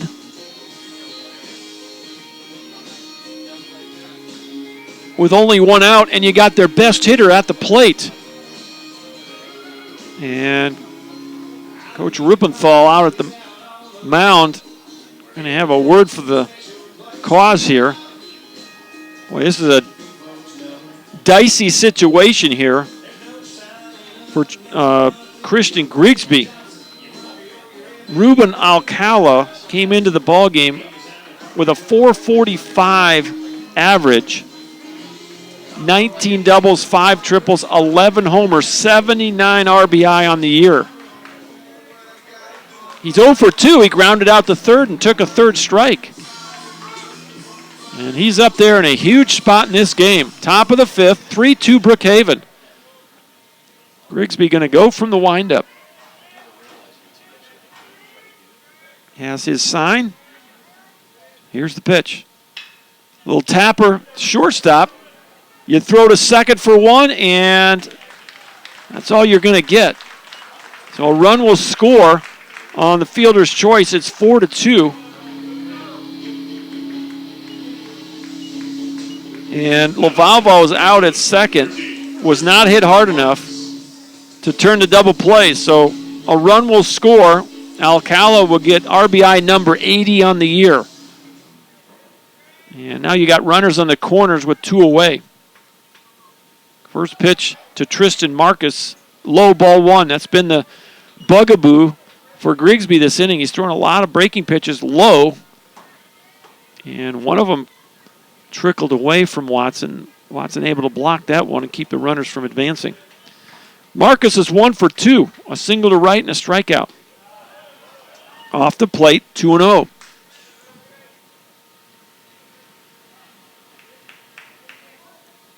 Alcala at first. Now time's called as Alcala's batting gloves fell out of his pocket between pitches there and steps over to retrieve them.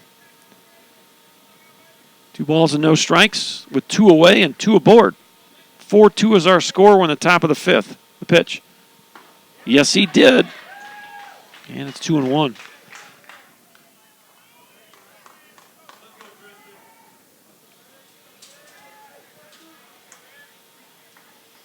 Chris McGinty's over at third base. Alcala at first. Here's the pitch. Another low pitch. That was a fastball. And well, you can see Grigsby just kind of frustrated with himself out there on the mound. Has not had the good command this inning. Trying to gut his way through this inning. He has given up 1 run. Bears have done some damage with 2 outs in this ballgame. 3-1 pitch. Way off the plate again. And boy, now you got to start thinking perhaps about getting somebody going down there. Nobody throwing in the bullpen yet for the Apaches.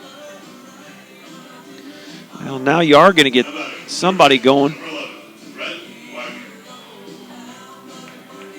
We'll see who it is.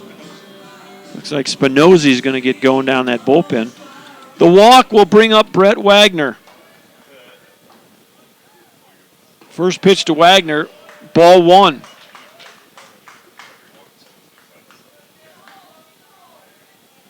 Second walk of the inning, third walk of the game, and it loads the bases for the second time in this inning. 1-0 pitch, drilled into left center. 1 run's going to come home. The second run will be waved home. A 2 RBI single by Wagner. It's 6-2. Well, he liked that first offering, and he jumped on it. And 2 runs come home, and the Bears continue to do 2-out damage to the Apaches. And I'm not sure. Home plate umpire just gave warnings to, I don't know what that was. The Bears, a lot of their guys came out of the dugout celebrating that big hit. I don't know if that was a response. Coach Raines is out there talking to the home plate umpire about the warning. And home plate umpire taking names down there, right on his sheet. I don't know what. I'm guessing that he's just trying to keep tabs on the emotion of this series. 6-2 is our score. Wagner with a huge hit. Gets RBIs 45 and 46 of the season. And the first pitch to Koss is a strike. It's 0-1. Or is it 1-1? Is that right? No balls and a strike. 2 outs. Here's the pitch. And that's off the plate. 1 ball, 1 strike. Koss has lined out to center and walked. He's 0 for 1. And again, the Bears, and that is going to be all. That's going to be all for Grigsby. We'll have a pitching change. We believe it's Spinozzi. They're going to come in. But Coach Rubenthal, the long, slow walk to the mound. Back in a minute. It's 6-2 Bears.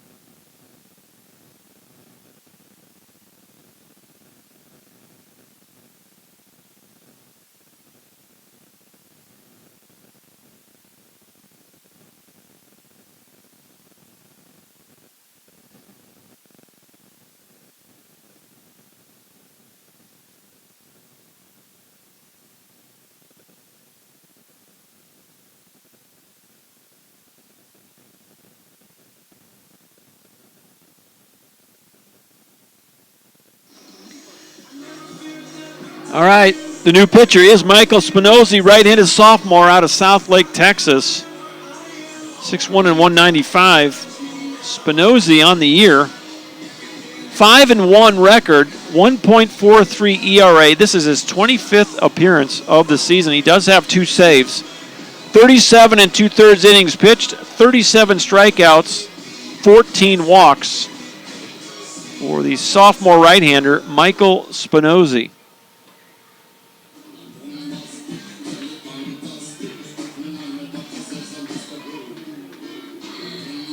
And stepping in for the Bears is left fielder Chase Kaz. Kaz is 0 for 1. And he's going to try to extend what is now a 6-2 Bear lead. Here's the pitch. Line drive, ground ball to third. Meisner knocks it down, throws to first, and off the and missed the tag. Morissette thought he got the tag in time. And it was a close play. This is one you might appeal to home plate here. As some awkward angles for that umpire. But the throw by Meisner, he knocked it down. And I don't know how we're going to score that. I don't know. It could go either way here. I'm going to score it an error. Could be a hit. He knocked it down, picked it up, and threw. It's got to be an error at one point because he threw E5. He dropped the ball, and then he made a bad throw. So I think you got to give Meisner an error there. A good throw would have got the runner. But anyways, that'll score another run at 7-2. And here is Ruben Torres with 2 on and 2 out. First pitch misses, ball 1. So the Apaches now trail by 5 here in the 5th. A lot of baseball still to go, but the Bears making a lot of noise here in the 5th. They scored 3 in the 3rd and 4 in the 5th so far. Well, we knew they were capable offensively, and they're taking full advantage of opportunities presented to them. 2-0 pitch. Missed. 3-0. Well, you got to try to minimize here if you can. The Bears now 7 runs on 7 hits. Apaches 2 runs on just 4 hits. Torres is the 9th batter in the inning. Fastball misses, and he walks. First walk for Spinozzi, the 4th walk for Tyler pitching. The bases are loaded again. Coming into this inning, the Bears had only left 2 on and 1 in scoring position. They have been very timely with their hitting.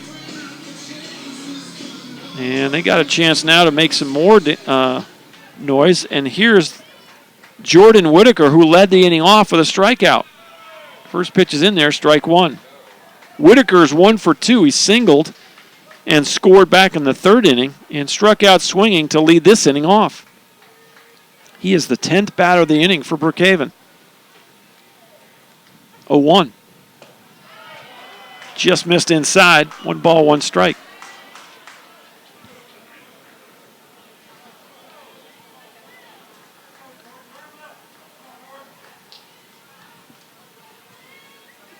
Spinozzi from the set position. Here's the pitch. Swing and a foul tip.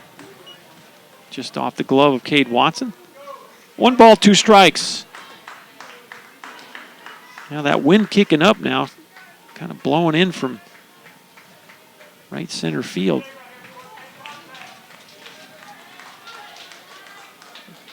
Temperature's just about perfect, if not a little warm. 85 degrees.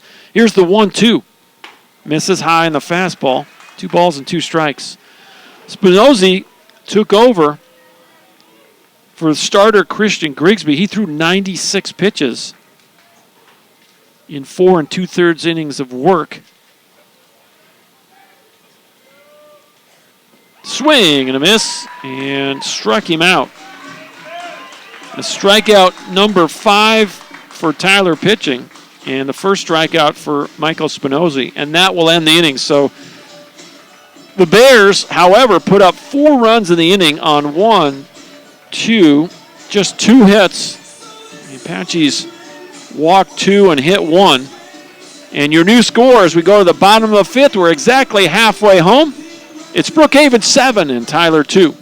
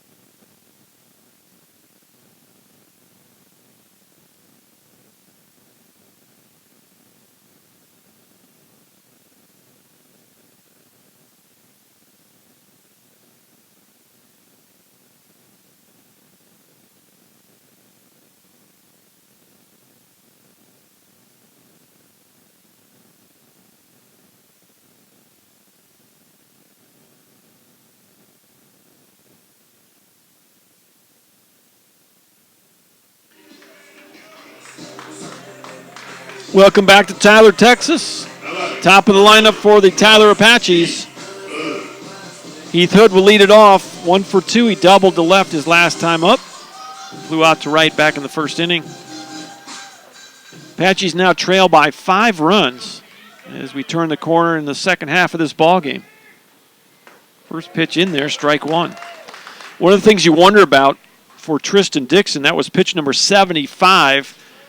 That was a long inning for him to sit on that bench. And I know that Coach Rain's going to look for a 0 here. Sometimes those pitchers, when they get out of rhythm and have to wait for a long inning, even though they love the run support, sometimes they'd just soon be out there a little quicker. 1 ball, 1 strike. Nobody on and nobody out. Breaking pitch inside corner. It's 1-2. Brookhaven 7-7-1. Tyler 2-4-1. We're in the bottom of the 5th inning. Boy, every once in a while, Dixon likes to go with that quick windup. And just trying to disrupt the timing of these hitters.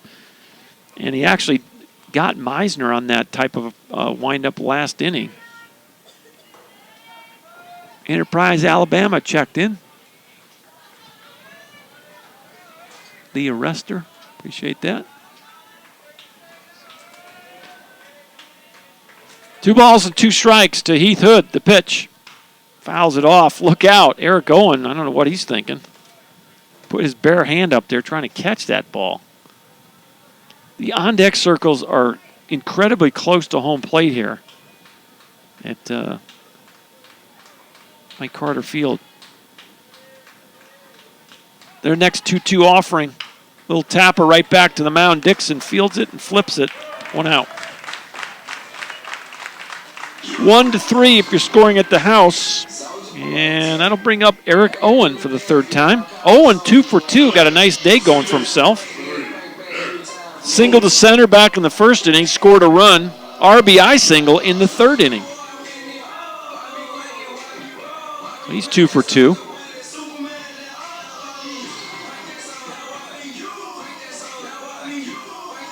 The Apaches, .292 batting average as a club. And that compares with a .330 average for the Bears on this season. So almost a 40-point difference in team batting average. The Apaches have 31 home runs. Like we said, the Bears have 57. So, as we noted on the pregame show with Coach Rippenthal, this Brookhaven squad will swing the bats. The Apaches have been up and down offensively. Apaches have won 40 ball games, 40-17. The Bears 37-24. Breaking pitch misses low, and it's 2-1. The Apaches dropped a 7-game series to the Coastal Bend Cougars, and thereby finishing number 2 in Region 14. Both these teams were 2 seeds in their regional last weekend, and both of them ended up winning. Had very different paths to get to this series, but they both advanced to the regional tournament last weekend as number 2 seeds. Apaches won 3 games and advanced on. The Bears, they had to play 6 games last weekend.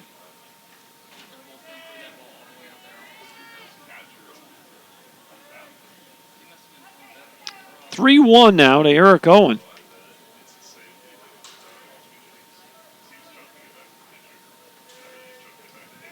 Tristan Dixon from the windup. The pitch. That's called a strike, 3-2. Well, we've got a good gathering, really, from both sides here. Brookhaven has traveled well, and Apaches have a good cluster of fans here today. Afternoon ball game and kind of the middle late week. There's a little looper to right, and that's fair ball. Owen will hit first base and go to second. Here's the throw, and he's safe. Well, it looked like Owen might have missed first base there. But they got 4 umpires. And I don't see anyone appealing it. And Eric Owen has his 3rd hit of the ball game. So runner at second with 1 away for Michael Morissette. Morissette on the day, 1 for 1, an RBI single back in the 1st inning. And he walked in the 3rd inning.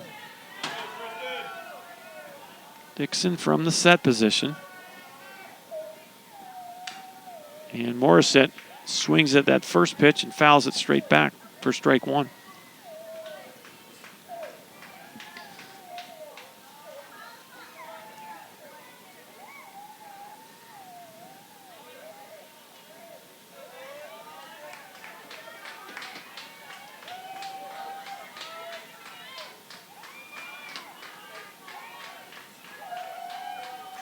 Oh, 1. Misses low, 1 ball, 1 strike.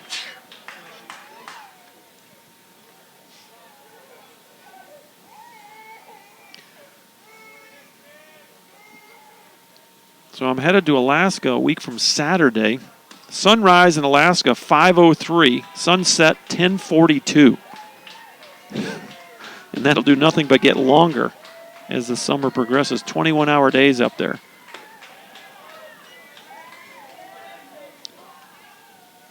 Their high temperature actually going to be the high today 57, low of 38. So by the time we get up there, it's 60s and 40s pretty much most of the summer. Coaching that Alaska Baseball League for the Athletes in Action Chugiak Eagle River Chinooks. 2 balls and a strike. The pitch that misses low. 3-1 now to Morissette. Apaches trying to get something going here. They trail by 5, 7-2. A lot of baseball in front of us as we turn the halfway point here. Bottom of the 5th. Miguel Vega waits on deck. Dixon from the stretch. Here's the pitch. Tapper foul, and it's a full count on Michael Morissette.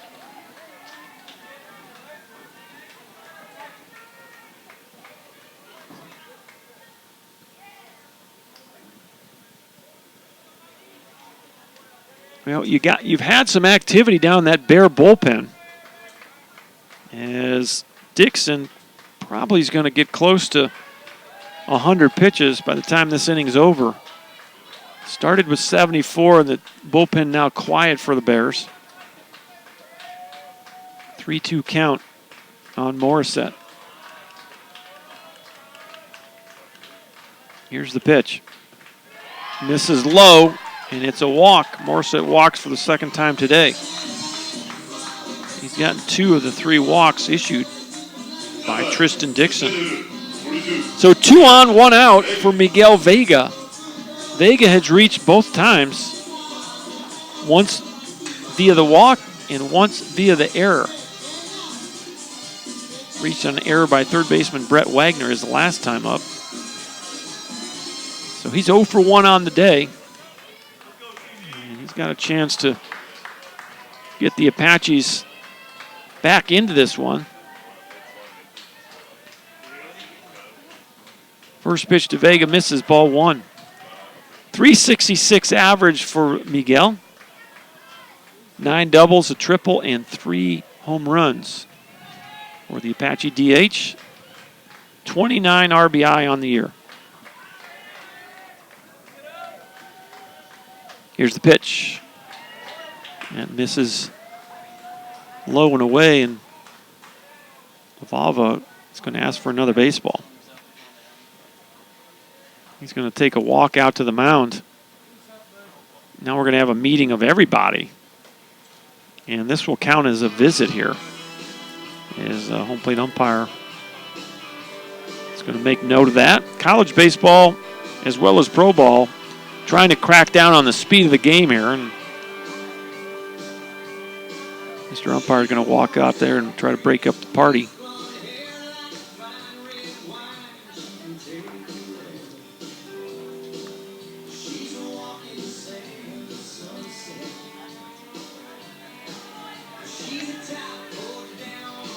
Well, you don't have anyone throwing in that bullpen, so that was just a communication between Lavalva and Dixon.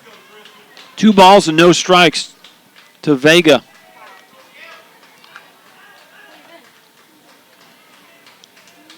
Here's the pitch. Takes a good hack at a fastball and fouls it straight back. 2-1. He was ready to pull the trigger on a good pitch. He didn't quite catch up to the fastball.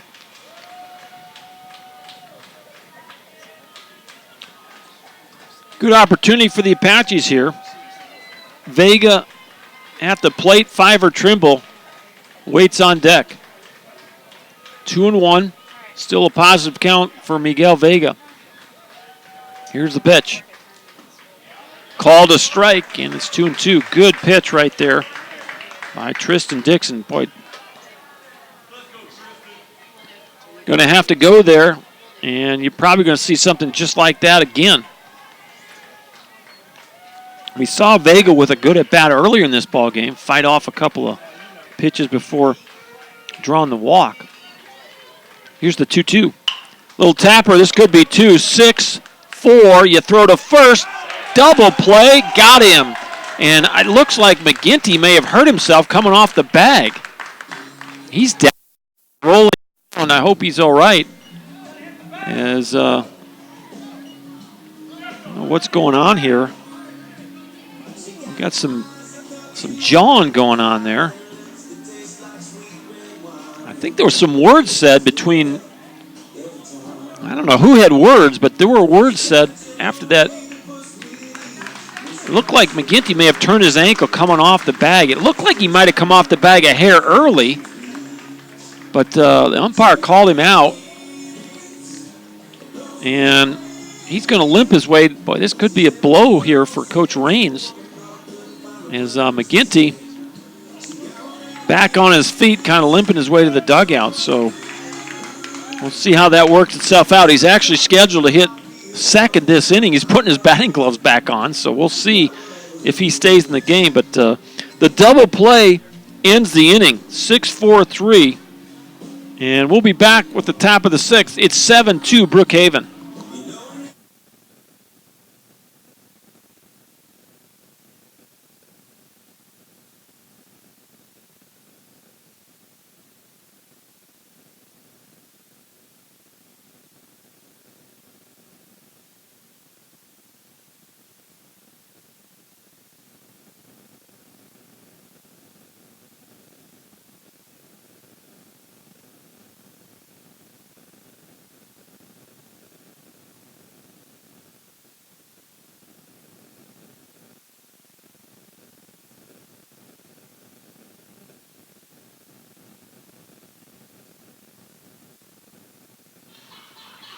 Well, a missed opportunity for the Tyler Apaches. Vega grounds into an inning double play. And we come back for the top of the 6th inning. And this is second baseman Sergio Escueda. He's having a nice ball game, 2 for 3. First pitch misses, ball 1. Spinozzi back on the mound through 10 pitches to get out of the 5th inning for the Apaches. Took over for Grigsby with 2 outs in the 5th. Pop up right field. This could be trouble, and it's going to drift foul out of play. Fiver Trimble gave chase and actually hopped over the fence. 1 ball, 1 strike on Escueda. So, nice job by Dixon to get out of trouble. That inning had promise for the Apaches. Line drive, left field, base hit. Boy, these guys swing the bats. And we knew that coming in. They could swing it. And they do not get cheated up there. A line drive single. Escueda's 3rd hit of the ball game. And here is Chris McGinty. McGinty's 1 for 2. Looks to be moving a little bit better on that ankle. As we noted, as the 5th inning ended, he came off the bag and appeared to turn his ankle. Went down hard. Took him a minute to gather himself. And when he was laying on the turf there appeared to be some words between him and maybe a couple of the Apaches who were coming on and off the field as the inning ended. And cooler heads prevailed, thankfully, and looks like McGinty is okay. He's back in the box as the umpire actually encourages him to stay in the box. Umpires can require you to stay in that box if you don't swing the bat on a pitch. It's 1-0. Swing and a miss. 1-1. You can maybe see he's favoring that ankle after the big swing and a miss.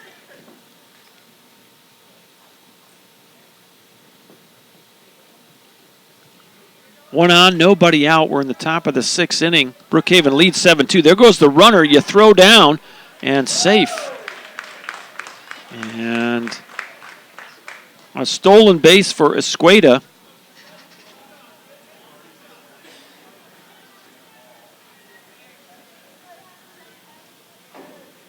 And that's just his 5th steal of the year. I'm sorry. No, he leads the club. Sorry, 16. He's the team leader in stolen bases, so that's stolen base number 16 for Sergio Escueda. He's at second with nobody out as the Bears try to add on to a 7-2 lead. Pitch misses. That's 2 balls and 2 strikes to the 2-hitter, Chris McGinty. Here's the pitch. Swing and a miss. Struck him out. So that's strikeout number 2 for Spinozzi. 6th strikeout of Bear hitters for the Tyler pitchers. And here is the catcher, C.J. Lavalvo. Lavalvo, a big 2 RBI single in the 3rd inning. He's 1 for 2. He got hit by pitches last time up. The Bears have been very efficient in getting runners across the plate once they're on and in scoring position. First pitch is in there, strike 1. Through the first 5 innings, they've left 5 on base, 3 of them in scoring position. The Apaches have also left 5 on, all 5 in scoring position. Time call by Lavalvo.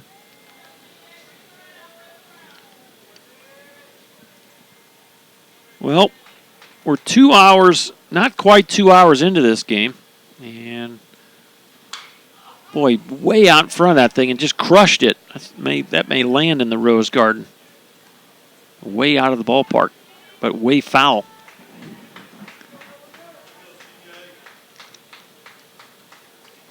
No balls, 2 strikes, 1 away. Escueda with the leadoff single, stole second.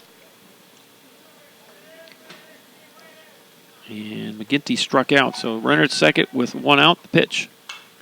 Late on the fastball. And the ball stays alive.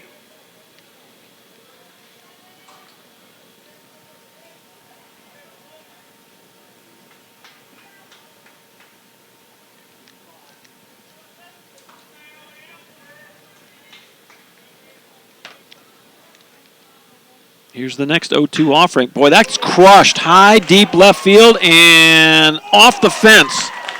Escueda had to hold up at second, and he will score. Chugging into second is Lavalvo, 8-2. RBI double for C.J. Lavalvo. And, boy, he just dropped and drove that ball. Thought it had a chance to get out of here, but went about halfway up the fence.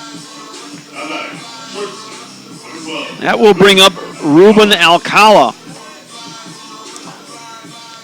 And now you got to start worrying about a run rule. If you play, well, let's see, you play 10 after 5, so not sure. I asked the question earlier before the ball game. I don't know if I got a definitive answer. I would think we're playing the normal NJCAA run rule here, which would be 10 after 5 and 8 after 7. Little tapper to third. Meisner picks it and throws it, and there's 2 away. 8-2 is our score. So right now it's a 6-run lead. And barring a big rally here, but if one of these Bears catches one here, it would be an 8-run lead. And you'd all of a sudden shorten this thing to a 7-inning ball game potentially. So first pitch is in there. Strike 1 to Tristan Marcus, the right fielder. 1 for 2 with a walk. He has scored a run. Spinozzi from the stretch. The 0-1 offering off the plate. 1 ball, 1 strike.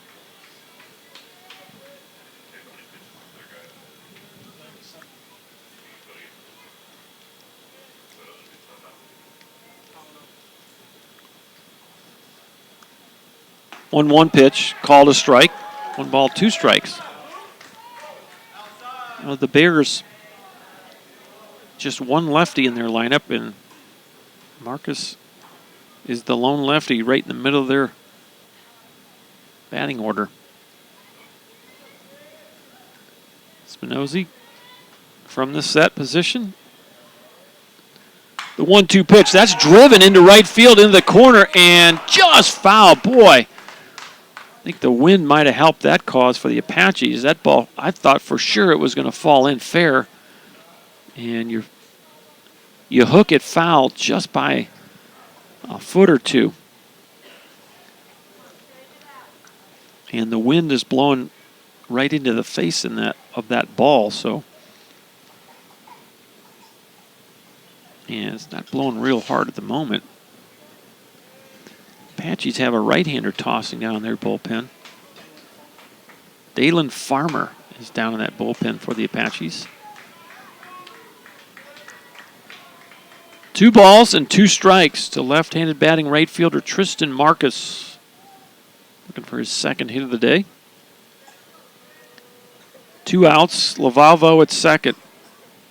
The pitch. Tapper to second base. This is Owen. He'll throw over, and that's it. 4-3 if you're scoring at the house. The Bears add on to their lead. It's now 8-2. We go to the bottom of inning number 6 for the Apaches. It's 5, 6, and 7.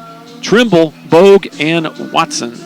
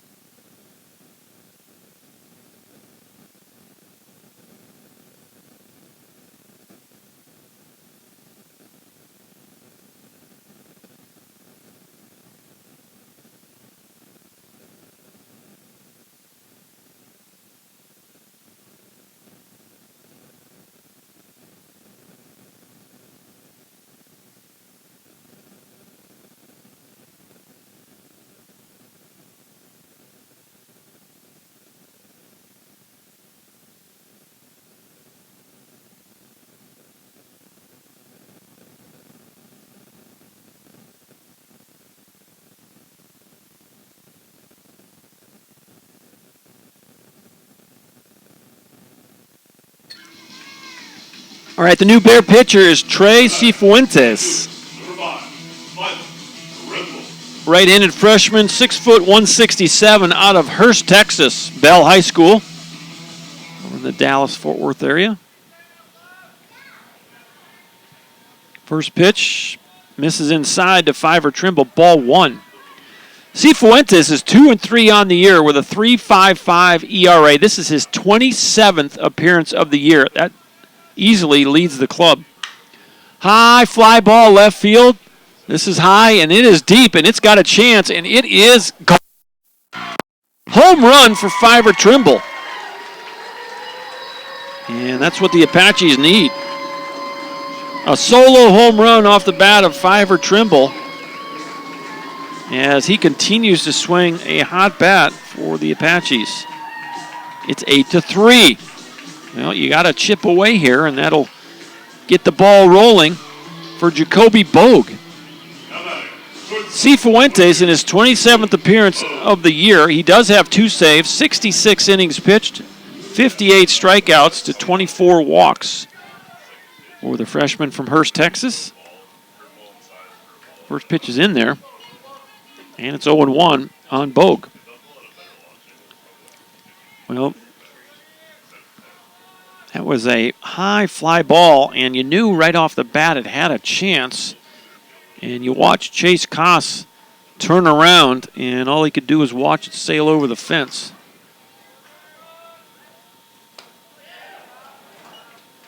Two balls and a strike to Jacoby Bogue. Bogue is 0 for 2. Struck out swinging, flew out to right field. Trey Cifuentes pumps a strike in there. It's 2-2.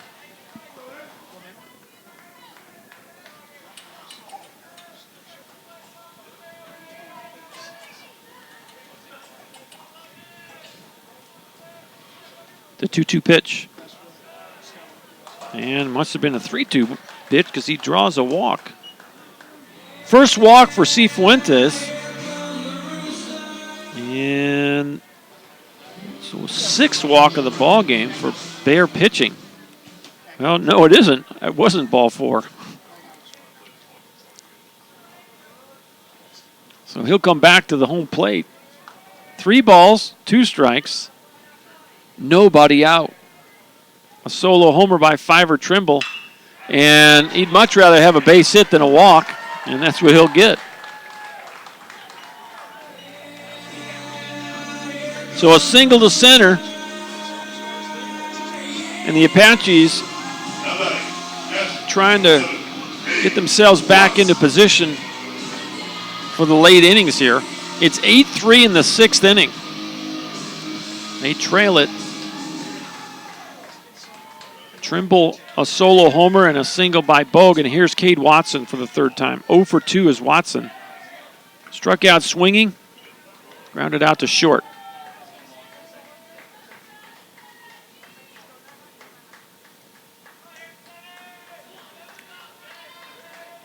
Here's the 1-0. It's in there for a strike. 1 ball, 1 strike. Cifuentes, freshman from Bell High School, Hurst, Texas. 6 foot 167.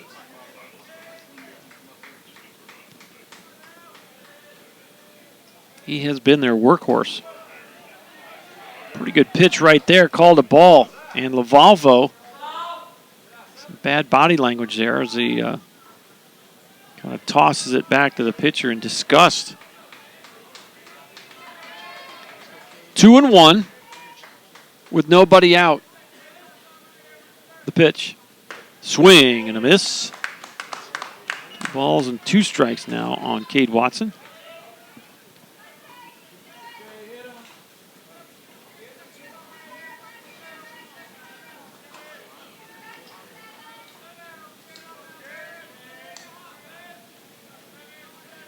The pitch. Look out. It's off the netting as Watson tardy on a fastball.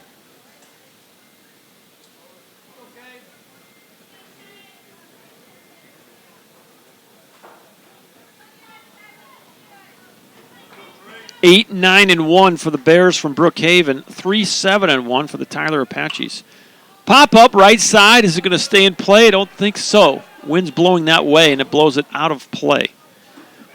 Got a nice little covered area there for Miss Amelia and Coach Wren's two sons, Baker and Brooks.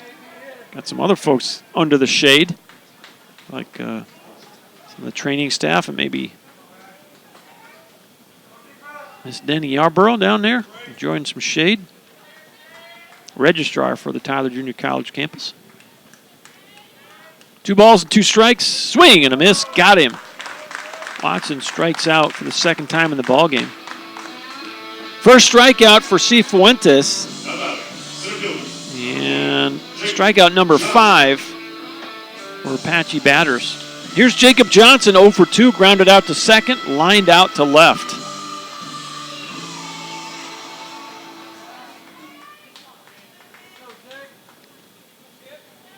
Steps in from the left side. Apaches with 2 lefties in their lineup. Morris set in the 3 spot. Johnson in the 8 spot. First pitch in there, strike 1.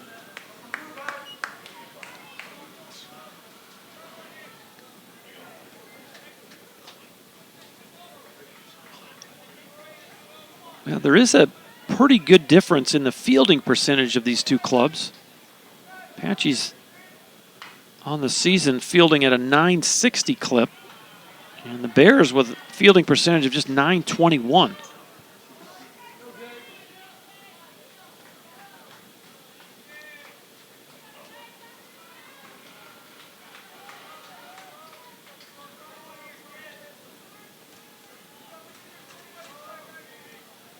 No balls and 2 strikes to Jacob Johnson. The pitch.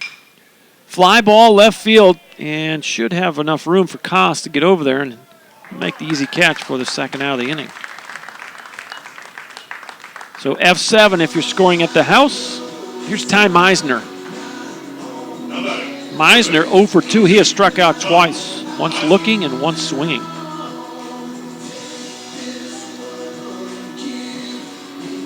A solo homer by Fiver Trimble opened the inning.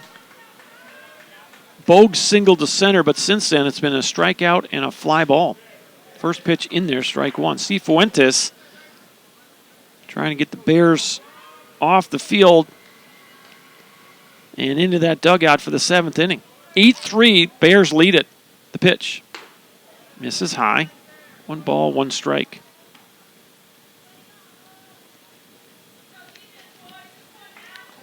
Brookhaven 37-24 on the year, 20-10 in Dallas Athletic Conference play.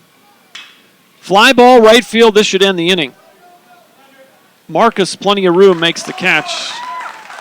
And that'll be all for the Apaches in the 6th. But they do get 1 run on 2 hits. They leave a guy on. A solo homer by Fiver Trimble has narrowed the gap. It's now 8-3 Brookhaven. We come back for the top of the 7th. Almost time to stretch it out at the ballpark. Back in a minute on ApacheAthletics.com.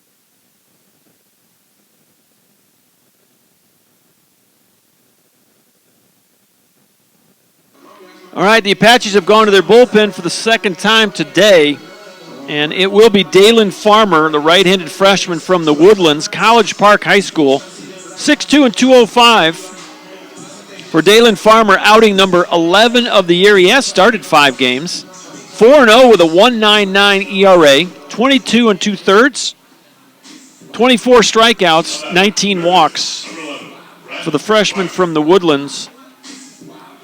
Dalen Farmer will take over for Michael Spinozzi. Spinozzi finishes with 30 pitches. And he will face Brett Wagner. First pitch in there, strike one. Wagner, a big 2 RBI single. His last time up. He's 1 for 3. 0-1 pitch, yes he did. And it's 0-2.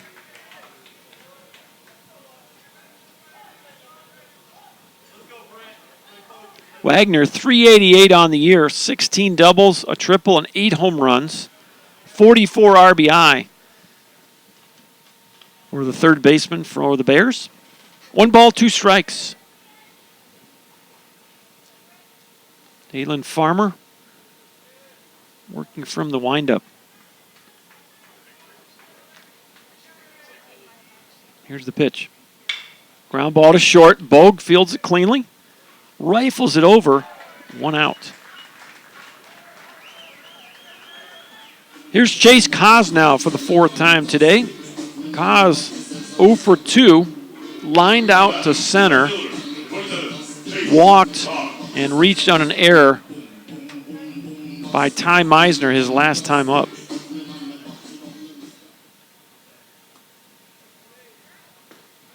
Boy, just misses on the breaking pitch. And it's 1-0. Brookhaven 8-9-1. Tyler 3-7-1. We're in the top of the 7th.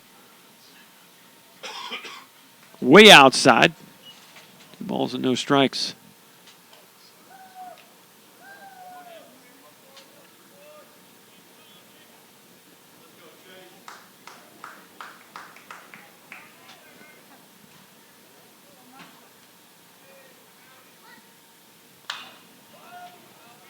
Two-0 pitch is fouled way off to the left side. 2 balls and 1 strike.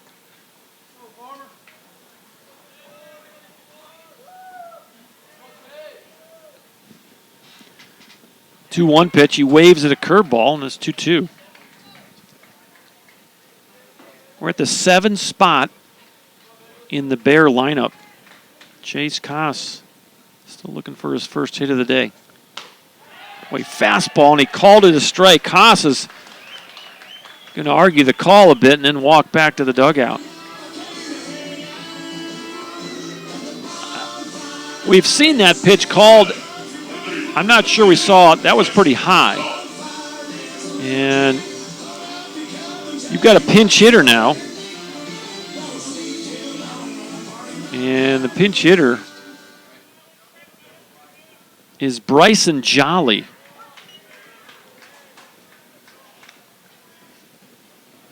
So Jolly will pinch hit here for Ruben Torres. First pitch is a strike. It's 0-1.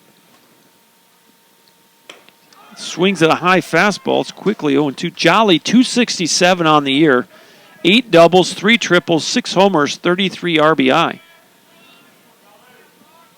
Had a nice season. Coach Raines trying to get some offense out of that DH spot. That ball's fouled out of play to the left side. We'll do it again with an 0-2 count. 2 outs and nobody aboard. We're in the top of the 7th. Brookhaven leads it 8-3. Deep breath by Farmer. The pitch fouled off back to the left.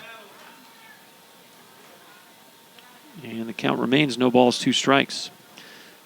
I would argue that one of the hardest things to do in baseball is to sit on the bench for 7 innings and step in and pinch hit. 0-2. Had to do that back in pro ball, and that was not an easy thing to do. A lot of respect for guys that can sit there for much of the game and step in and square it up. In the dirt.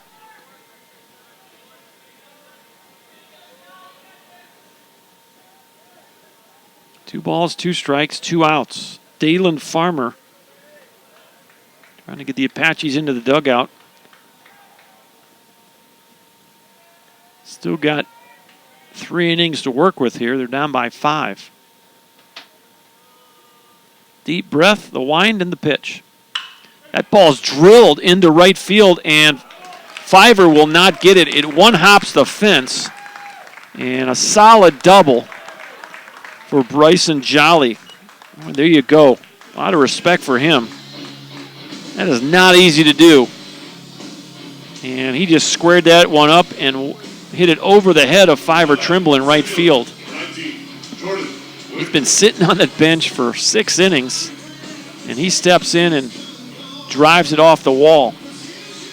He's in scoring position now, and here is center fielder Jordan Whitaker. Whitaker singled back in the 3rd inning. Since then, he struck out twice, both swinging.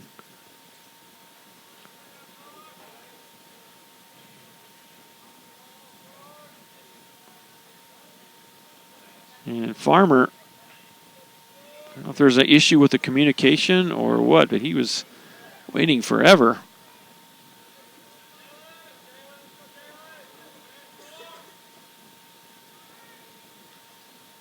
And he's got his sign now. He's going to go from the set. The pitch. Misses high, ball 1. He's got a kind of a unique set position. He kind of shuffles his feet a bit when he gets his right foot. Now he's going to go over and grab the Brookhaven rosin bag.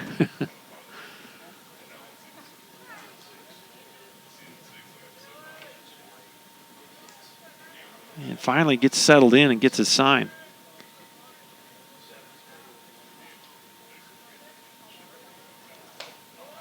Fastball outside corner.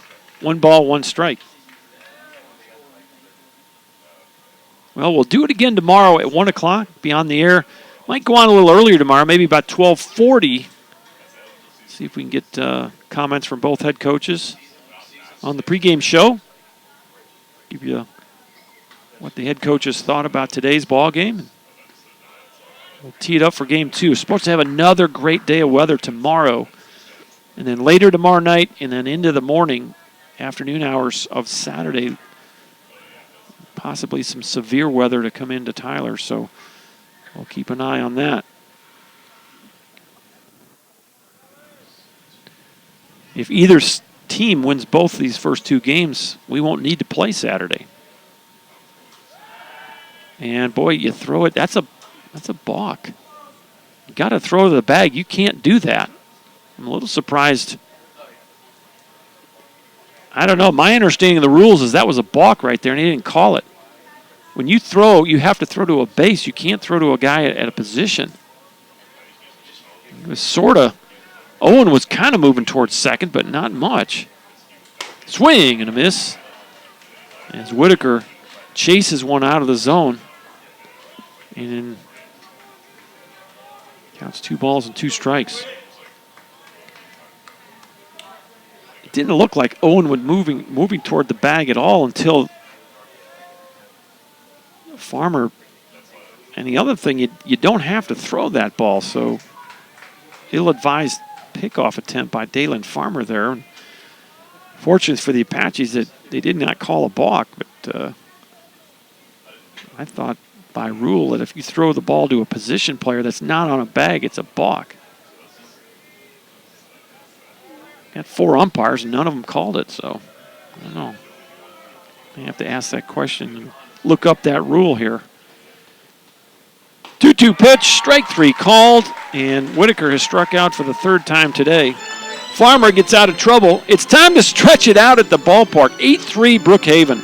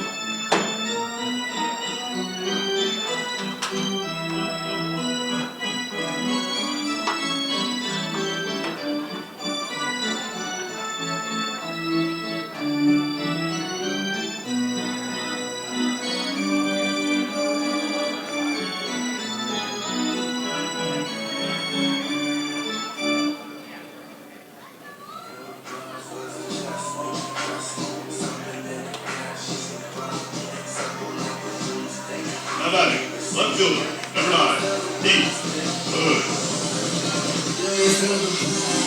Top of the lineup for the Apaches. Hood, Owen, and Morissette. We're in the bottom of the 7th inning. It's 8-3 Brookhaven. Tres Cifuentes on the mound. Strike 1 to Owen.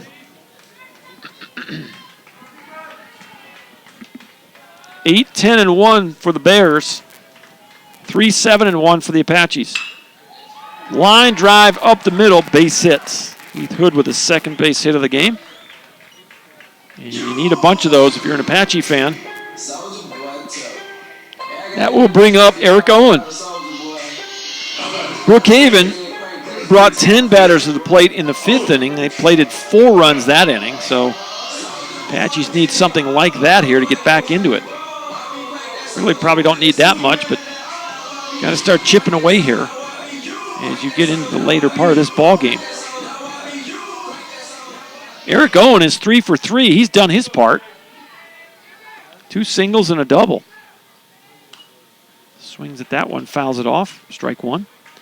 He singled and scored back in the first. He had an RBI single to left field in the 3rd inning, and last time up, he doubled to right.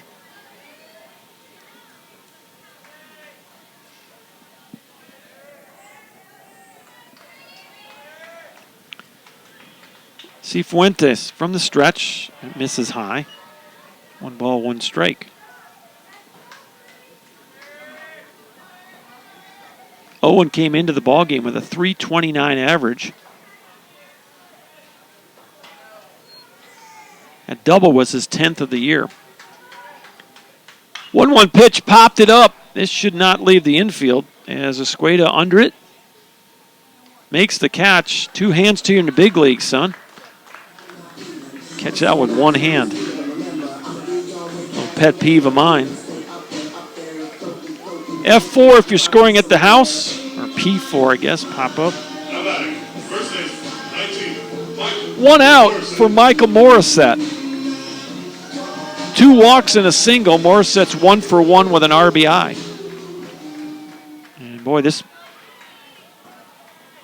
you need to probably make some hay here in the middle of this lineup.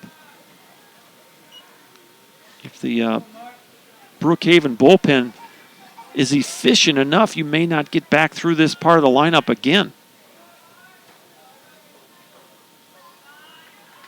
1-0 to Morissette. The pitch. Inside, 2 balls and no strikes. It looked like, I don't know if that was Coach Rupp running down there. Gonna get something going on in that bullpen for the Apaches. Don't think it's Brooks or Baker Wren, although they're down there.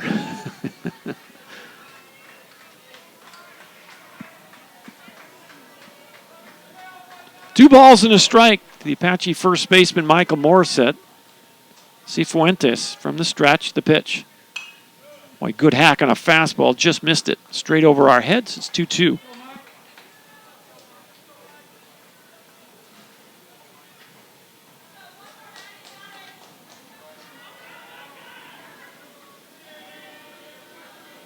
Well, the best of a 3-game series here this weekend. Mike Carter Field. Just off the plate, full count on Morissette. Winner of this series will advance to Greenville, Tennessee in the Division III Junior College World Series. 3-2 pitch. Off the plate, ball 4. Well, you need base runners, and there's another one for the Tyler Apaches. For Cifuentes, that's his first walk.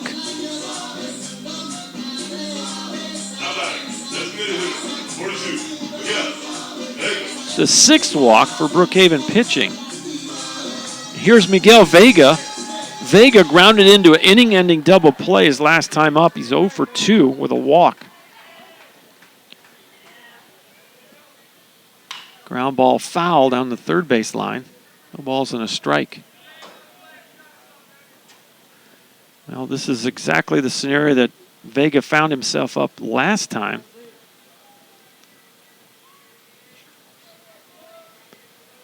And he hit into an inning-ending double play, got out on front foot on a breaking pitch with a 2-strike count. No balls and 1 strike. Cifuentes, the pitch. Ground ball to third. You go 5, you go 4, you go 3. Another double play, and the Bears get out of trouble. And for the second time in a row, Miguel Vega has ended the inning by hitting into a double play ball. We'll go to the 8th inning. 8-3, Bears lead it.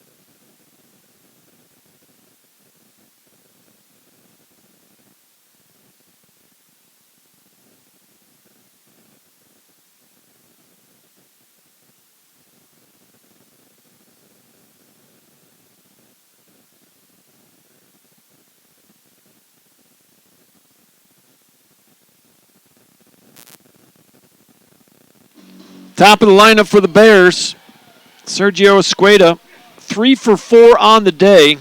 Dalen Farmer back on the hill for the Apaches. First pitch high and tight, ball 1. 8-3 is our score.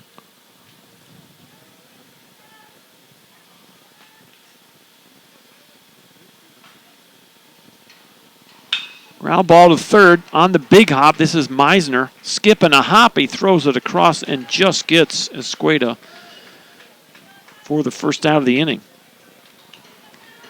Here's the first baseman, Chris McGinty. McGinty, 1 for 3 on the day. He's walked and he has scored twice. These top 2 batters in this lineup have scored 5 of the 8 runs. They've gotten it done at the top of the lineup. First pitch misses, 1 ball, no strikes to McGinty.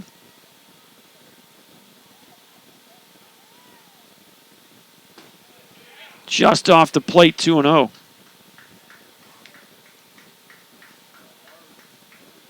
He's got a habit of stepping out of the box.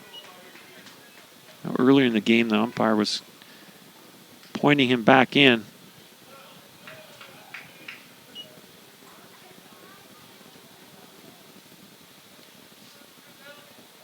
Three balls and no strikes as Farmer has fallen behind Chris McGinty. C.J. Lavalvo would be next. It's in there for a strike, 3-1.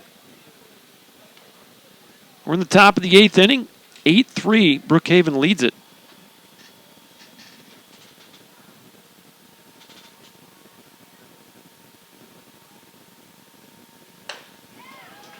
It's in there for a strike.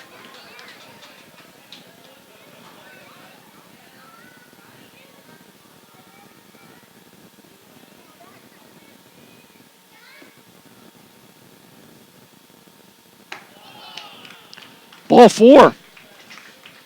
And it's a 1-out walk to McGinty. That will bring up C.J. Lavalvo. And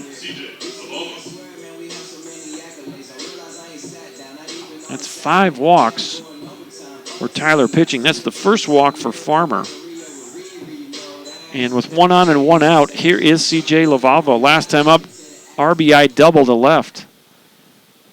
He's got 2 hits and 3 RBI on the day. He was stepping out of the box before that ball even hit Watson's glove. Not sure I totally understand that, but no balls and a strike. 2 for 3 on the day is Lavalvo.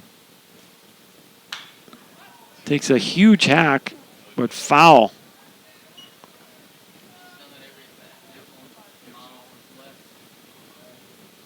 Well, Lavalvo does not get cheated.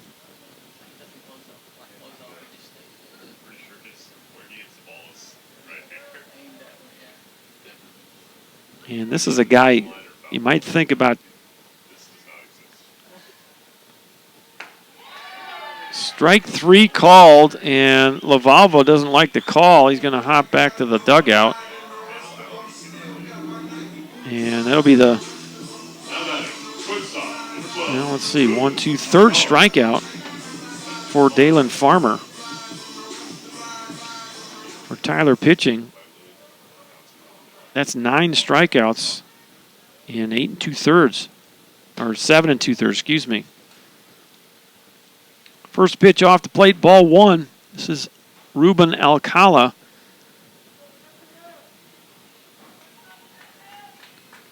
Alcala is hitless in 4 trips. He has scored a run. He has an RBI on a fielder's choice. His 80th of the season. And if you'd have told me before this game started that it would be Brookhaven up by 5 in the 8th inning and Alcala was hitless, I'd have told you, I don't know about that. But that's how it's played out. Here's the 2-0. And McGinty kind of scooting off the bag. Has to dive back. Watson tried to pick him off. 3 balls, no strikes. Ruben Alcala. Well, it says something about your club. You're scrapping without your best hitter doing a whole lot at the plate today. He drove that one to left, and it's going to fall in front of Heath Hood for his first hit of the day. Well, I spoke too soon. So 2 on and 2 outs. Here's Tristan Marcus. The Bears had a 3-run 3rd inning, a 4-run 5th inning, and a single run in the 6th. They have 8 runs on 11 hits. The Apaches single runs in the 1st and 3rd and 6th. 3 runs on 8 hits. Here's Tristan Marcus, the right fielder. 1 for 3 on the day with a walk. First pitch misses, ball 1.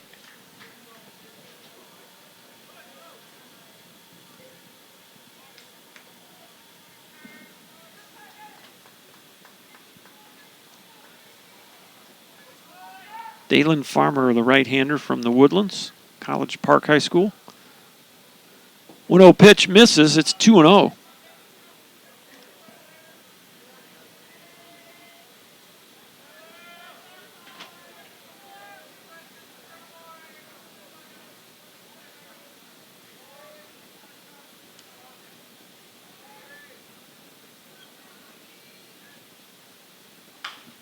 A big hack there, and if it went off his foot, kind of running it off there. He's hopping around like crazy. Some folks laughing at him. It's no fun when you hit a ball off your foot. Can't say that he ran down halfway the first base bag, and now he's starting to limp.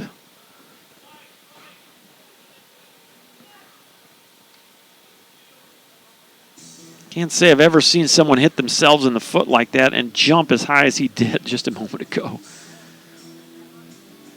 ran halfway to first base and hopped way in the air, kicking that front foot, that right leg. Must have hit him right off the foot or ankle area. He's trying to shake it out a little bit, but Coach Rain's out there, and as is the trainer for TJC. Marcus going to get back in there and go to work. 2 outs and 2 aboard. A walk and a single. Farmer from the set. The pitch. High fly ball left field. Hood's got room and makes the catch for the final out here in the 8th inning. F7 if you're scoring at the house. The Bears leave 2 on the bases. 1 hit in the inning. A 0 on the board for Dalen Farmer. And we'll head to the bottom of the 8th. Your score for Mike Carter Field in Tyler, Texas. Brookhaven 8 and the Tyler Apaches 3.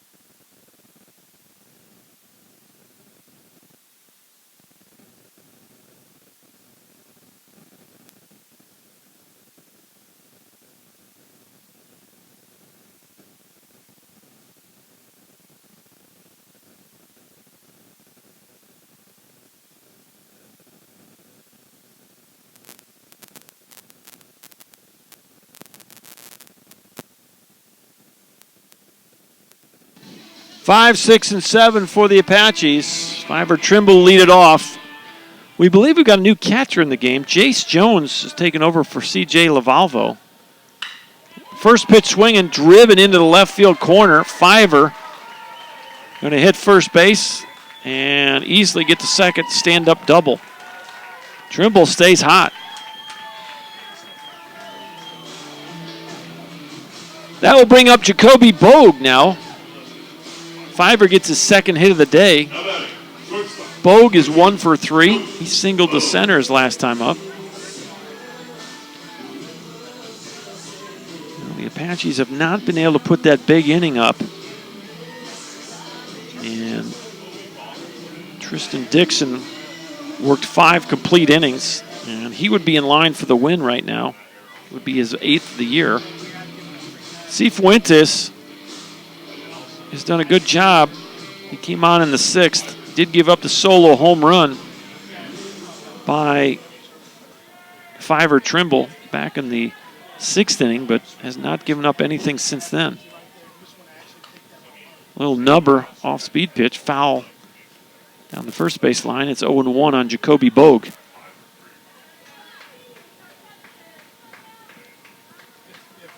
Well, you're going to get back to the top of the lineup for the Apaches, no matter what happens here. Fly ball left field, plenty of room for Chase Koss. He'll make the catch for out number 1.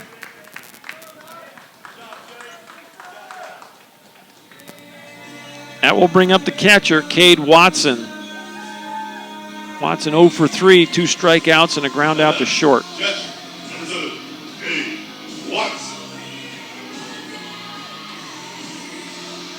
Well, we talked about this earlier in the ball game, that Apache offense showed up big time last weekend. They have not been able to put up any big numbers so far in this one. Still some time here. We're in the bottom of the 8th with 1 out. 8-3, Brookhaven leads it. Christian Grigsby went 5 2/3 innings, and it was Spinozzi for the Apaches, and then Farmer. Ground ball to third. You throw it across. Boy, that was close. Boy, that was,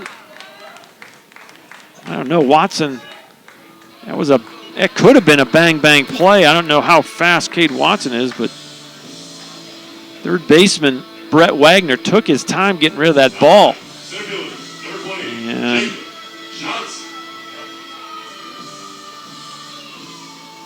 two outs now as Trimble went to third on the play, going from the windup against Jacob Johnson. Cifuentes throws strike one.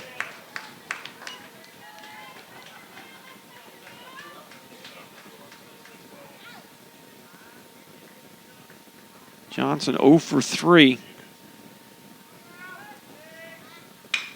Little looper into right, base hit. And that'll be a run, 8-4 now. Apache's chipping away. Big hit there with 2 outs for Jacob Johnson. That will score 5 for Trimble and create a little bit of momentum for the Apaches. Here's Ty Meisner. Meisner 0 for 3. He has struck out twice.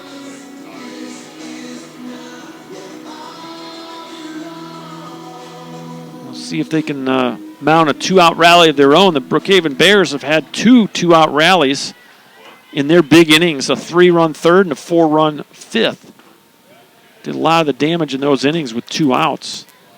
Apaches need to return the favor here if they want to get back into this.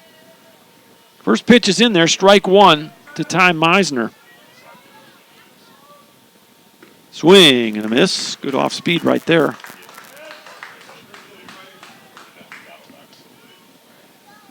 No balls and 2 strikes. 2 away. Johnson at first.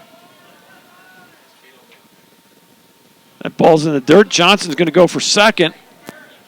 And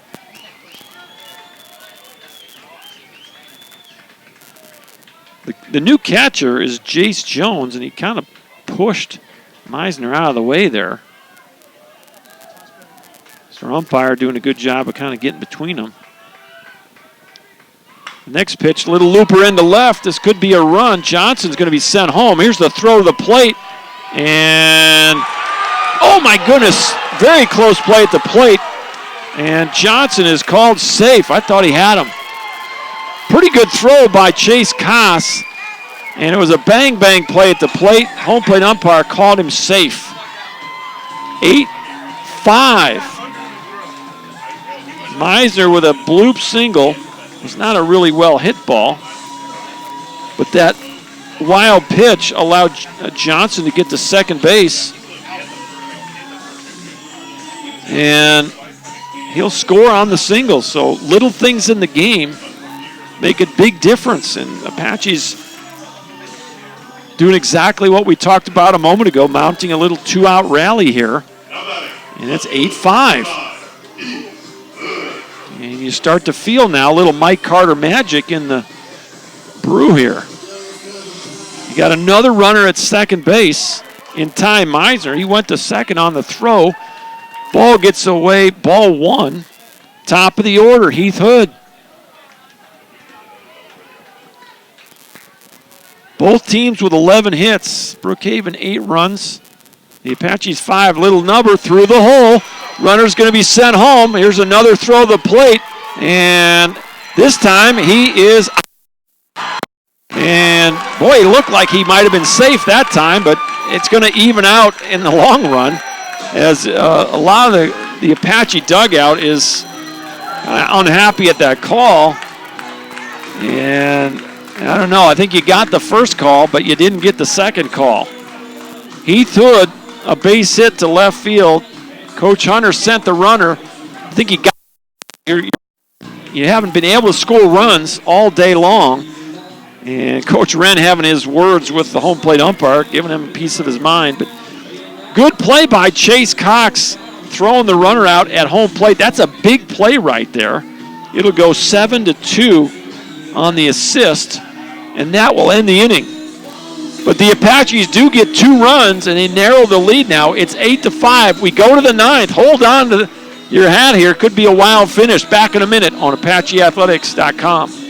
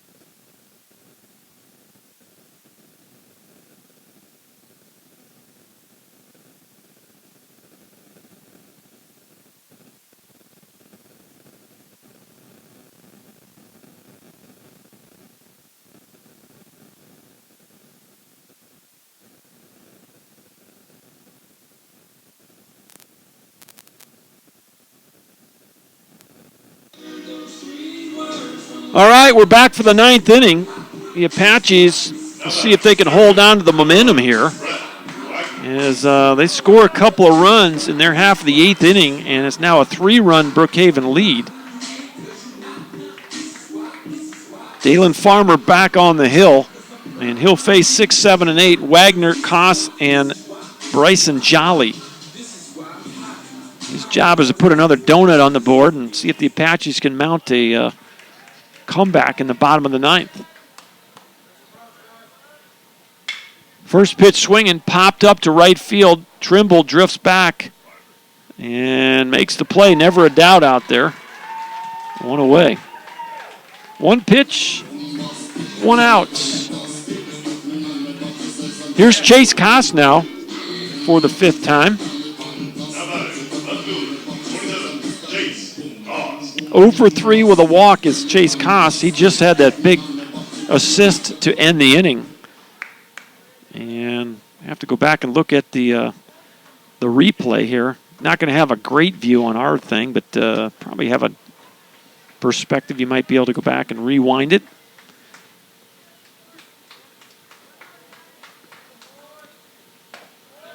Off this corner, but it's called a strike.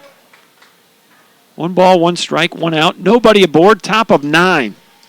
Brookhaven leads 8-5. Pop-up, this is not going to leave the infield, and it looks like Watson at home plate makes the catch. Good job. That's not Watson anymore. That's got a new catcher. Kendall Price is now catching.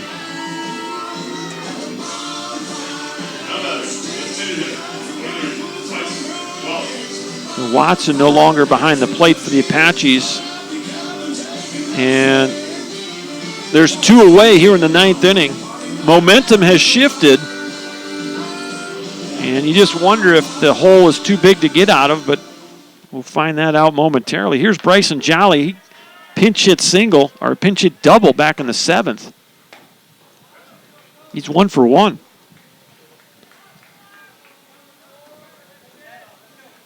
First pitch misses, and it's 1 ball, no strikes. Dalen Farmer came on in the 7th, and he'll be called upon to finish this thing up. It's in there for a strike. 1 ball, 1 strike.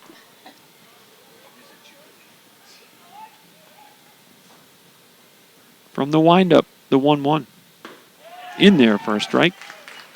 1 ball, 2 strikes. Does not appear as though there's a playoff game here tonight. Nobody's showing up here, so maybe just Friday, Saturday.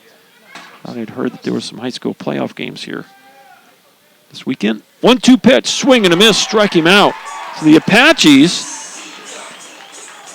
have set the stage for a comeback here in the bottom of the 9th. They scored 2 in the bottom of the 8th, and Dalen Farmer does his job getting the Brookhaven Bears in order in the 9th. It's 9-5 as we go to the bottom of the 9th. Back in a minute on ApacheAthletics.com.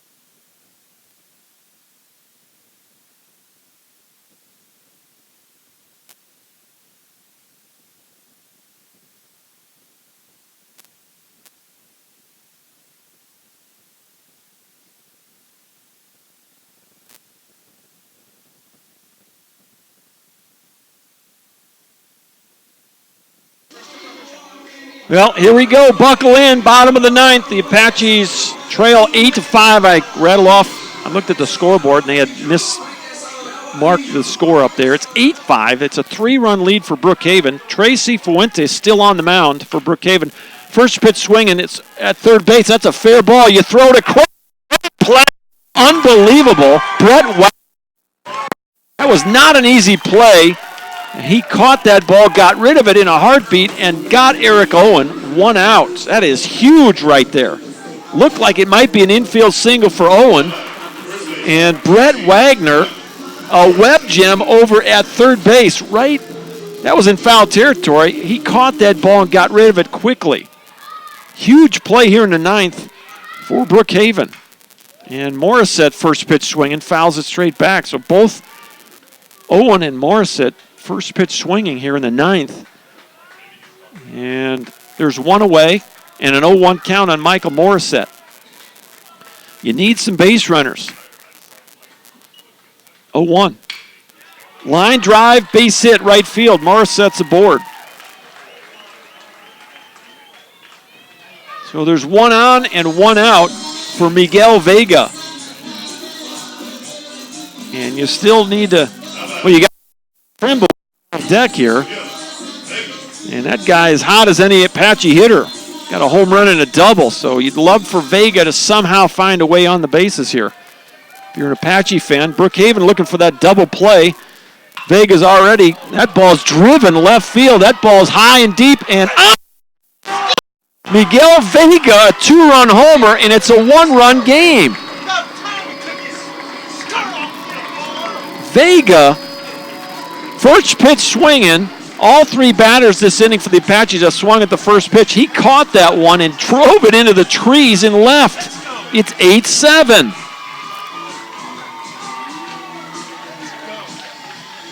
A 2-run homer by Miguel Vega. And boy, just like that, it's 8-7. And who comes up? Fiver Trimble now, looking for his 3rd hit of the day. He has homered and doubled. 8-7, 1 out in the bottom of the 9th. Fiver Trimble at the plate, the pitch. Pop up right field. This should be an out as Tristan Marcus circles under the ball and makes the catch for out number 2. So now you're down to your last out. You're down by 1 run, and it's Jacoby Bogue at the plate. 1 for 4 is Jacoby Bogue. Trey Cifuentes trying to nail down the win for the Bears. And this is what they have done. They have scratched and clawed, in some cases held on for wins. Trying to hold on for one here. First pitch way off the plate, ball 1.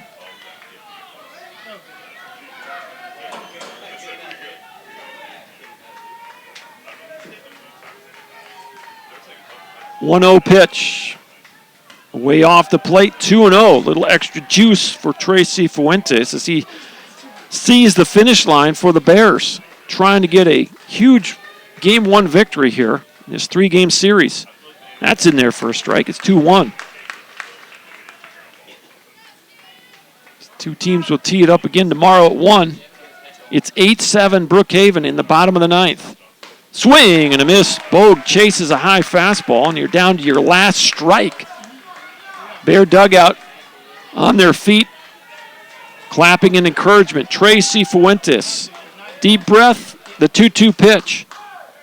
Popped it up and out of play. Off to the left side. And that's over by the Avalon. Better keep an eye on that. Usually the lefties are the danger zone for the Avalon, but Bogue's a righty. 2 balls, 2 strikes, 2 outs. Tracy Fuentes trying to nail down the victory for the Bears. Here's the 2-2. Just missed off the plate. It's a full count. And Bogue 1 pitch away from being the tying run on the bases. Fuentes, the pitch. Popped out of play again. And we'll do it again with a full count.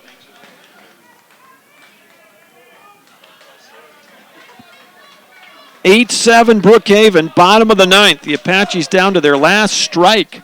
Jacoby Bogue, the 6th batter in the lineup. 1 for 4 on the day. Cifuentes, the 3-2. High chopper to short, tough play. You catch it, you throw it, ball game. Brookhaven takes game 1 by a score of 8-7. And what a game it was for the Bears. We saw what they were capable of offensively on the stat sheet. You look at their numbers, and sure enough, they put up 2 big innings, and they hold on for an 8-7 win here in Game 1 of the 3-game series. So the Apaches will have to come back tomorrow and win to force a decisive game on Saturday. Let's take a moment and wrap this one up. As the scoring started in the first inning, the Apaches drew first blood. Eric Owen a single to center field with 1 out, and then Morissette, he singled the opposite way, and the Apaches led 1-0. But it was the Bears in the third inning with a 2-out rally, and they got 3 runs on 4 consecutive 2-out hits. The big one being a 2-out single to right field by C.J. Lavalva, a little bloop that went over the head of Morissette and fell right in front of Fiver Trimble. And it was 3-1 Brookhaven. The Apaches came back with a single run in the third, RBI single by Eric Owen, who drove in Heath Hood, who had doubled to lead off the inning. So at that point, it was 3-2, a 1-run game. But the Bears put up 4 runs in the 5th inning, and that was the decisive inning of this ball game. As in that inning, you had 2 walks and a hit batter and an error, actually 3 walks in the inning. And the Bears brought 10 batters to the plate and plated 4 runs, and that made it 7-2 at the time. They scored another single run in the 6th inning on an RBI double by Lavalvo, and at that point, it was 8-2. Apaches scored a single run in their half of the 6th inning on a solo home run by Fiver Trimble, and it was 8-3. 2 runs in the bottom of the 8th by the Apaches narrowed the lead and actually shifted the momentum. An RBI single by Jacob Johnson and an RBI single, let's see here. By Meisner. Meisner had an RBI single. Back-to-back 2-out singles, and the Apaches narrowed that lead in the 8th inning, and it was 8-4, 8-5. And then in the bottom of the 9th, their rally would come up just short. A 1-out single by Morissette and a 2-run home run by Miguel Vega made it 8-7. And that's as close as the Apaches would get. A fly ball by Trimble to right field and a ground out to short by Jacoby Bogue ended the ball game. And so your final box score, your final line score, Brookhaven, 8 runs on 11 hits, 1 error, they left 9 on base. Tyler Junior College, 7 runs on 14 hits, 1 error, they left 8 on base. Offensively for the Brookhaven Bears, Escueda goes 3 for 5 out of the leadoff spot. Boy, Lavalvo out of the 3 spot, a nice ball game for him. As he goes 2 for 3 with 3 big RBIs. And the top of that lineup for the Bears, really productive. 5 of the 8 runs they score come from their. Escueda scored 3 runs, and McGinty out of the 2 spot scores a couple of runs as well. Alcala finally broke out and got a single in his last at bat. He also had an RBI and a run scored, so fairly productive in that cleanup spot for Brookhaven. And a big 2-out, 2-run single by Wagner in that 5th inning. And, boy, the Brookhaven Bears did what they've been doing all year long. They were able to put some big runs up in big innings, a 3-run third and a 4-run 5th. And the winning run scored in that 6th inning. It was a double by Lavalvo that was the difference in this ball game. And so on the pitching side of it, the winning pitcher will be Tristan Dixon. He'll go to 8-4 on the year.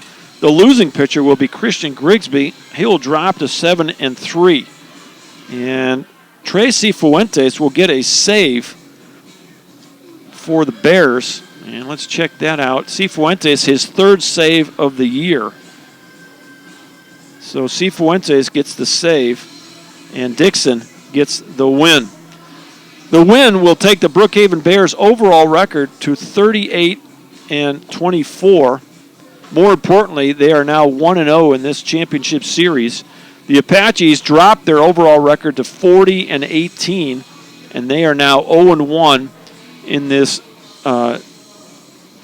NJCAA District C Championship Series. So that sets the table for tomorrow's ball game, as the Bears hold on to a one-run win here in Game 1, taking a 1-0 advantage in the 3-game set. We'll be on the air tomorrow at about 12:40. We'll try to go on just a little bit early. We ran out of time and had to run Coach Rippenthal's pregame interview in the first inning, or at the end of the first inning. So we'll try to get on a little earlier, because these coaches like to talk a little bit more during these playoffs. So we'll get Coach Wren's thoughts on today's ball game, and we'll also get the thoughts of Brandon Raines in his 9th year as the skipper of the Brookhaven Bears. But that'll wrap things up from Mike Carter Field here in Tyler, Texas. This ball game, 3 hours and 5 minutes in length, as the Apaches and the Brookhaven Bears have Game 1 in the books. And so, again, we'll be on the air tomorrow at about 12:40, a little bit earlier. Our best wishes to Coach Maria Wynn Ratliff, as the Lady Apache softballers are going to do battle, I think, this evening and try to win outright that Region 14 tournament. They've already secured a bid to the World Series, so our best wishes to them tonight. For the whole athletic department at Tyler Junior College, this is Dr. John Groth signing off for Mike Carter Field. That includes Captain Chuck Smith, the athletic director, Miss Kelsey Weeks, assistant athletic director, Miss Sherry Harwood, the whole crew back at Wagstaff Gym. Also, the press box crew keep me on my P's and Q's up here. That would include Ed Atkins, the stat man to my right. And we had Braden Wise on the scoreboard today. Good to see him back in Mike Carter Field. And Noah Piles on the PA. Good job up here, guys. Appreciate the help all day long. For the whole crew up here at Mike Carter Field, Dr. John Gross signing off until tomorrow at 12:40. So long, everybody.